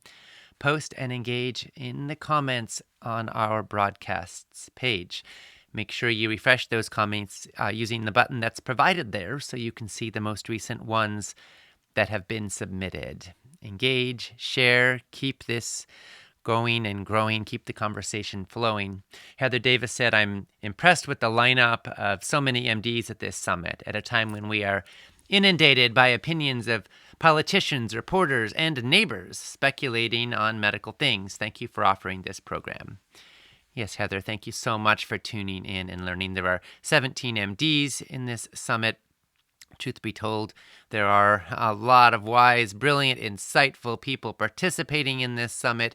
We're all learning and growing, and there's a lot of wisdom, a lot of insight, a lot of study, tens of thousands of studies published in peer-reviewed medical journals. We get to take advantage of all of that and the distillations of all of that. What a wonderful opportunity. Thank you so much for partaking. Rachel Broder said, thank you for this easy-to-digest information from David Perlmutter. I haven't been getting the best sleep lately, so this information was really eye-opening. I was trying to write as much as I could to share it with my sleep-deprived partner, which often finds himself sleeping on the couch out of frustration. It's my first year listening to these empowering messages from doctors I can trust, and it means so much to me. Thank you. Oh, goodness, Rachel, thank you for tuning in and learning and participating. We're so glad you are here, and I hope that what you learn here will help you sleep easier and more deeply. Nazir Salcedo said, thank you very much. Listening from the Philippines, trying to live and share this kind of lifestyle to my friends here. It's not easy, but I try. Nazir, thank you so much for tuning in. We have participants from all over the world, and we welcome all of them. Leslie Hendricks asked something a number of people commented on. She said, I'm confused why Dr. Perlmutter is on this program. He recommends eating a high-fat diet on animal foods. Please explain. Well, Leslie, thanks for raising this. And you may have raised that before we got to that part of the interview where my dad kind of touched on that more directly. But I do want to say something about it because you're definitely not the only person who's expressed concern about this. And I want to clarify something about where we're coming from in this summit. There are a lot of different people participating in this summit right now. Some are passionate vegans, some would identify as plant-based or plant-centric or flexitarian, others as omnivorous, others in other ways. And everyone can take steps wherever you're coming from and whatever your ideology or values or perspective or health history or economic context are, everyone can be part of this food revolution. And you don't need to sign a purity pact or adhere to a specific dietary regimen in order to be part of the movement and in order to keep making progress. We have a range of speakers in this summit. They're all pointing in essentially the same direction. Not all of them agree about every single detail. And quite frankly, every single one of us has different perspectives and ideas too. I don't agree with myself 100% of the time about everything I think or feel either. But I think that we can sense, and you will sense over the course of this summit, the coherence and the consistency of common guidance and direction. And I believe that bringing that from a broad range of voices and perspectives helps us all move in a clear direction. And I think you'll find that all of the speakers in this summit are essentially advocating less processed foods, less added sugars, less animal products, especially from factory farms, less pesticides and GMOs, more real whole plant foods with lots of fruits and vegetables, fiber, antioxidants, and phytonutrients, deeper sleep, more exercise, less smoking, more love, more connection, more vibrancy, more expression of life purpose. And from my perspective, that message is stronger when we have a diversity of thoughtful voices backing it and articulating it and coming from different perspectives to enhance it. I'm not sure if you heard in the interview when Dr. Perlmutter talked about how we're all learning more all the time and that he now advocates a plant-based diet for health and environmental reasons. Now, if you take a blade of grass, you can snap it easily. But if you weave a bunch of grasses together, you can create a rope that is much, much, much stronger, infinitely stronger. And in a similar way, I think we are stronger together than we are separated. And our togetherness is stronger if we can build alliances and partnerships across some of the historical divides. So I have a lot of appreciation for what Dr. Perlmutter had to say, for the care and thoughtfulness with which he expressed it, and I'm really grateful that he joined in this summit. And hopefully my explanation helps it to make a little more sense for you as well. Catherine Alzate said, I'm a registered nurse, training to be a nurse coach. People are already seeking my help with questions about nutrition, and I realized I don't know enough about it. Just 2 days of listening to the informative speakers on this program have taught me a lot. Thank you very much for everything you do. I'm hooked. Well, Catherine, I'm so glad you are here, and I'm sorry that your nurse training didn't teach you more about what we're learning here. And most doctors don't learn nearly as much about nutrition in medical school, in all of medical school, as we're learning here. But I'm grateful you get to be here, and I'm grateful we all get to be here because we don't have to wait for nutritional powers that be to teach us. We can really absorb this for ourselves. And then some of us, like you, Catherine, can hopefully use this summit not only for your life, but to empower so many other people. So we're grateful you're here. We've had a lot of questions today about hemp. Susan asked, what about hemp seeds? Don't hemp seeds have more healthy omegas than flax or chia? Well, Susan, hemp seeds have a lot of wonderful nutritional value. They're a seed, of course. They're part of the hemp plant. They do not have THC in them. They don't get you high, but they are nourishing. As to omega-3s, they have some, and that's a lovely thing about them. But they have about 4 times as much omega-6s as omega-3s, and we are generally wanting to move more towards a balance. So, they're a useful food for many reasons. They're rich in fiber, they're rich in protein, healthy proteins, and they have some omega-3s. But again, like flax is 4 parts omega-3 to 1 part omega-6. Which helps get your balance better. Chia is like 3 parts omega-3 to 1 part omega-6. I'm rounding off, of course. So whereas hemp is the other way around, 4 parts omega-6 to 1 part omega-3. It's rich in both.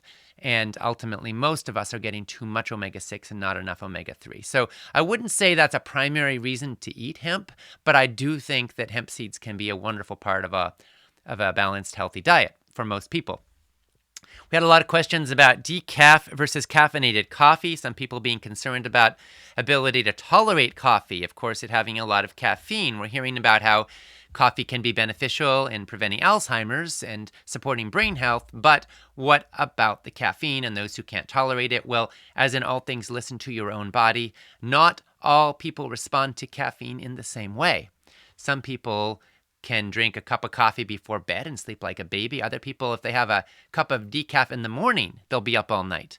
So this is one of the places where biochemical individuality shows up most prominently.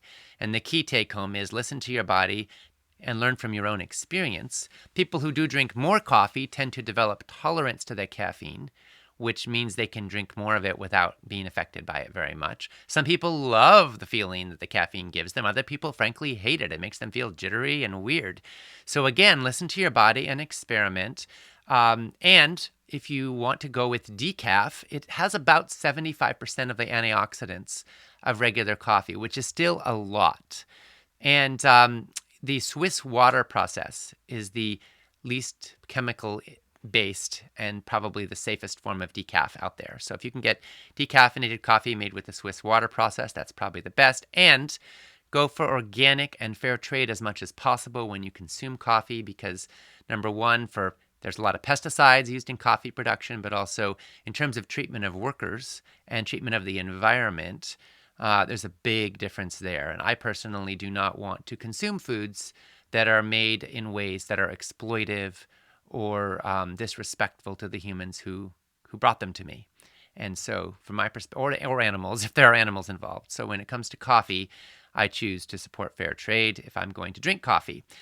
There are other wonderful antioxidant-rich beverages you can consume as well. Hibiscus tea, green tea has a lot less caffeine than coffee, and is also quite wonderful. And you can also do decaffeinated green tea if you want. So those are a few options. And again, listen to your body, and if it doesn't work for you, then don't do it. There are other wonderful foods you can avail yourself of. Dina Lamb said, this audio presentation is very conducive to multitasking. I'm spending my morning chopping veggies, cooking grains, and preparing meals. Thank you for the stimulating conversation. Well, Deanna, thank you for being here. And I'm so glad you're doing that. Talk about putting it into action. I don't think there's anything more food revolutionary than listening to this summit while you're chopping some vegetables. So good on you. And that is, we've had some people expressing concern about the fact that this is an audio broadcast. And honestly, that's our biggest reason for doing that is we all spend so much time in front of screens in the modern world. And you may want to sit in front of your screen some of the time. We do have some visual components. We have little summit promotional videos at the end of each day that have video components. And we put some slides up so you can kind of track where you're going. But we chose to be audio, and we have for the last 9 years, because we do want to support people in feeling comfortable. If you want to do yoga or do some stretching or chop some veggies or do something, exercise while you're listening, we want you to feel totally comfortable doing that and like you're not missing out on anything because it's an audio presentation. So obviously, again, everyone's different. Not all of us are the same, but that's some of why we've done this, and I'm glad it's working for you, Deanna.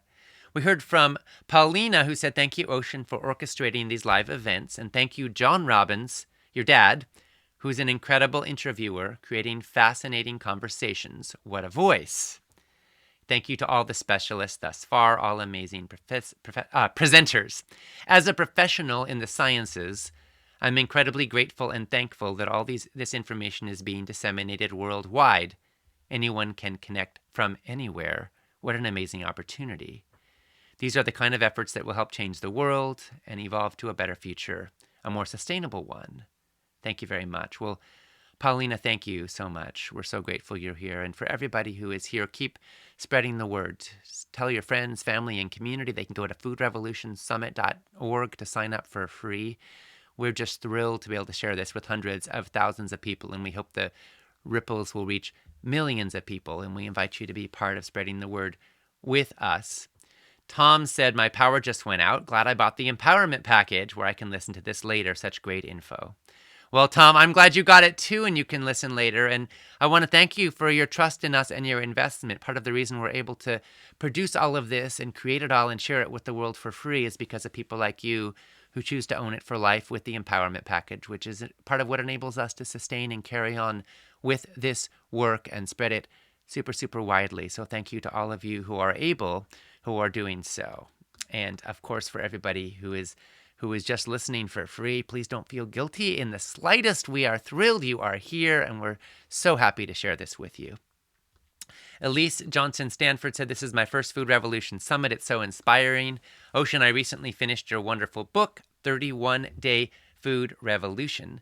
This summit is reinforcing what I learned in your book. It is inspiring me to continue on the journey to heal my body and brain. Thank you. Well, thank you, Elise. We're so glad you're here, and I'm so glad that you found 31-Day Food Revolution useful. A lot of people have. It became a national bestseller when it came out last year. And if anybody hasn't already got a copy or doesn't already know about it, please feel free to check it out. It kind of walks you through step by step, implementing all we're learning in your life. That's why I wrote it. We heard from Rachel Hendry again, who said, I took your first online 7-week course years ago, and it changed my world. I went from cream of chicken soup casseroles and fast food to a whole food plant-based diet. I'm a 48-year-old single mom and a full-time social work student finishing up my bachelor's degree next month and beginning the master's program in June. I've been working 2 jobs, going to school full-time and interning 16 hours a week. My GPA is 3.9. I know I would not have been able to keep up with everything if I had not overhauled my diet and begun eating in a way that promoted optimal physical and mental health. I'm planning to do my master's thesis on the connection between food and mental health. Thank you for inspiring my thesis topic, for informing my research, and especially thank you so much for helping me along the way by encouraging me to live my best life through your constant influence on my health and well-being. Well, Rachel, thank you for sharing. We're so excited for your work to reach the world.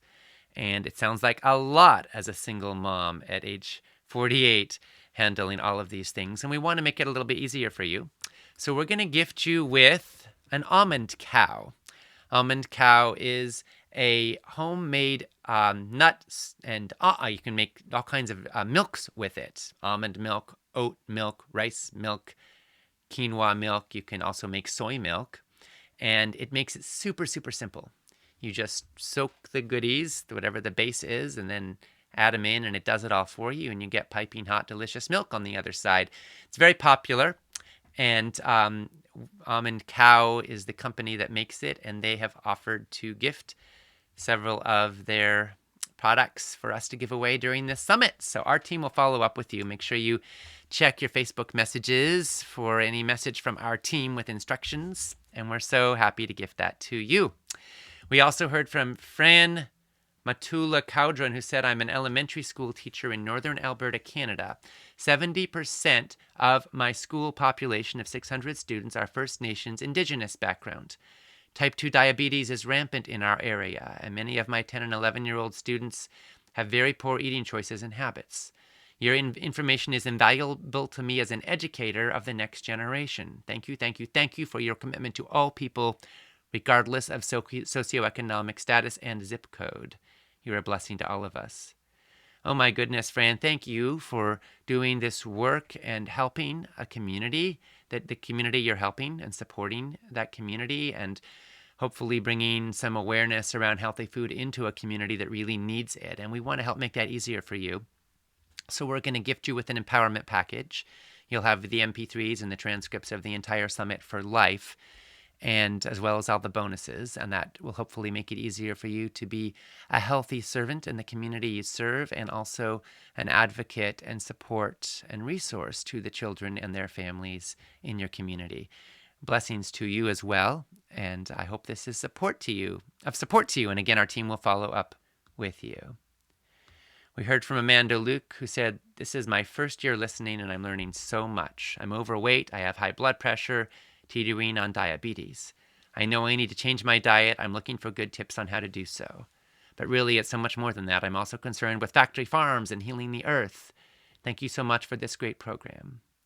Amanda, thank you for caring about factory farms and the earth and your health. We are so glad you're here, and it sounds like it's high time for you to be here. So blessings to you, and I hope you're able to get support here. I think you will find a lot that helps you in your life.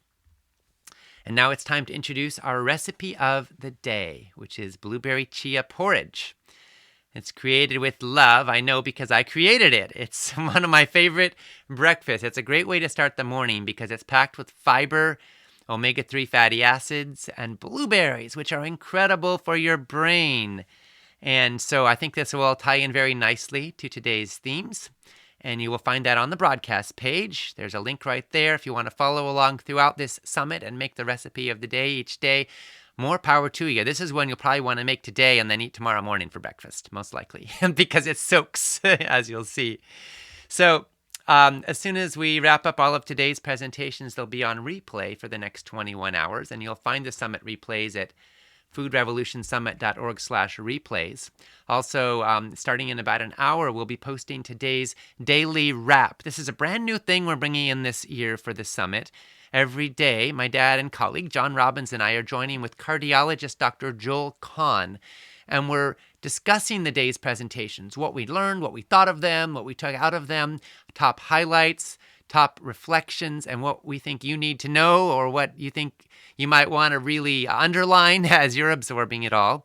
So go ahead and tune in to each daily wrap. When we email about the replays, you'll also receive the notification that the daily wrap is up. Or you can just come on back and visit about an hour from now, and you'll find it right there. Love to offer that to you, and hope you enjoy it.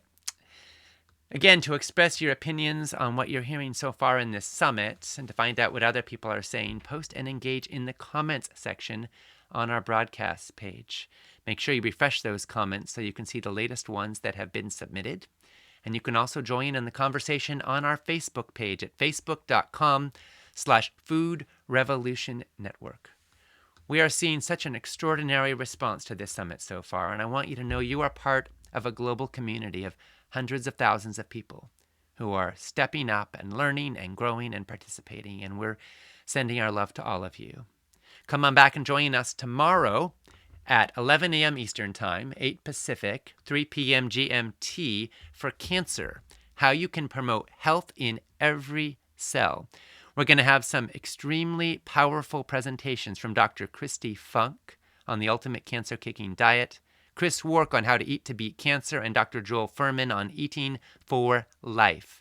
So please come on back and join us then. And in the meanwhile, post your comments, share in the conversation, catch the replays at foodrevolution.org/replays. Check out the empowerment package so you can own it all for life. And check out today's recipe of the day, which might be your breakfast for tomorrow. And enjoy some delicious, fabulous, healthy food. We wish you a beautiful, thriving day. And this is Ocean Robbins signing off from day 2 in the Food Revolution Summit. No matter where you come from or what you've been through, the simple truth is you are meant to thrive. You deserve boundless energy, a clear mind, and a lean and healthy body. You deserve to feel confident and clear about what you eat and why. The Food Revolution Summit is packed with insights, and trying to catch and absorb all of them can be hard. That's why we created the Empowerment Package. With your Empowerment Package, you can own the entire summit, plus all the transcripts and loads of bonus materials for life. Absorb this life-changing material at a pace that's comfortable and easy for you. Join this movement. Support this mission. Buy your Empowerment Package today.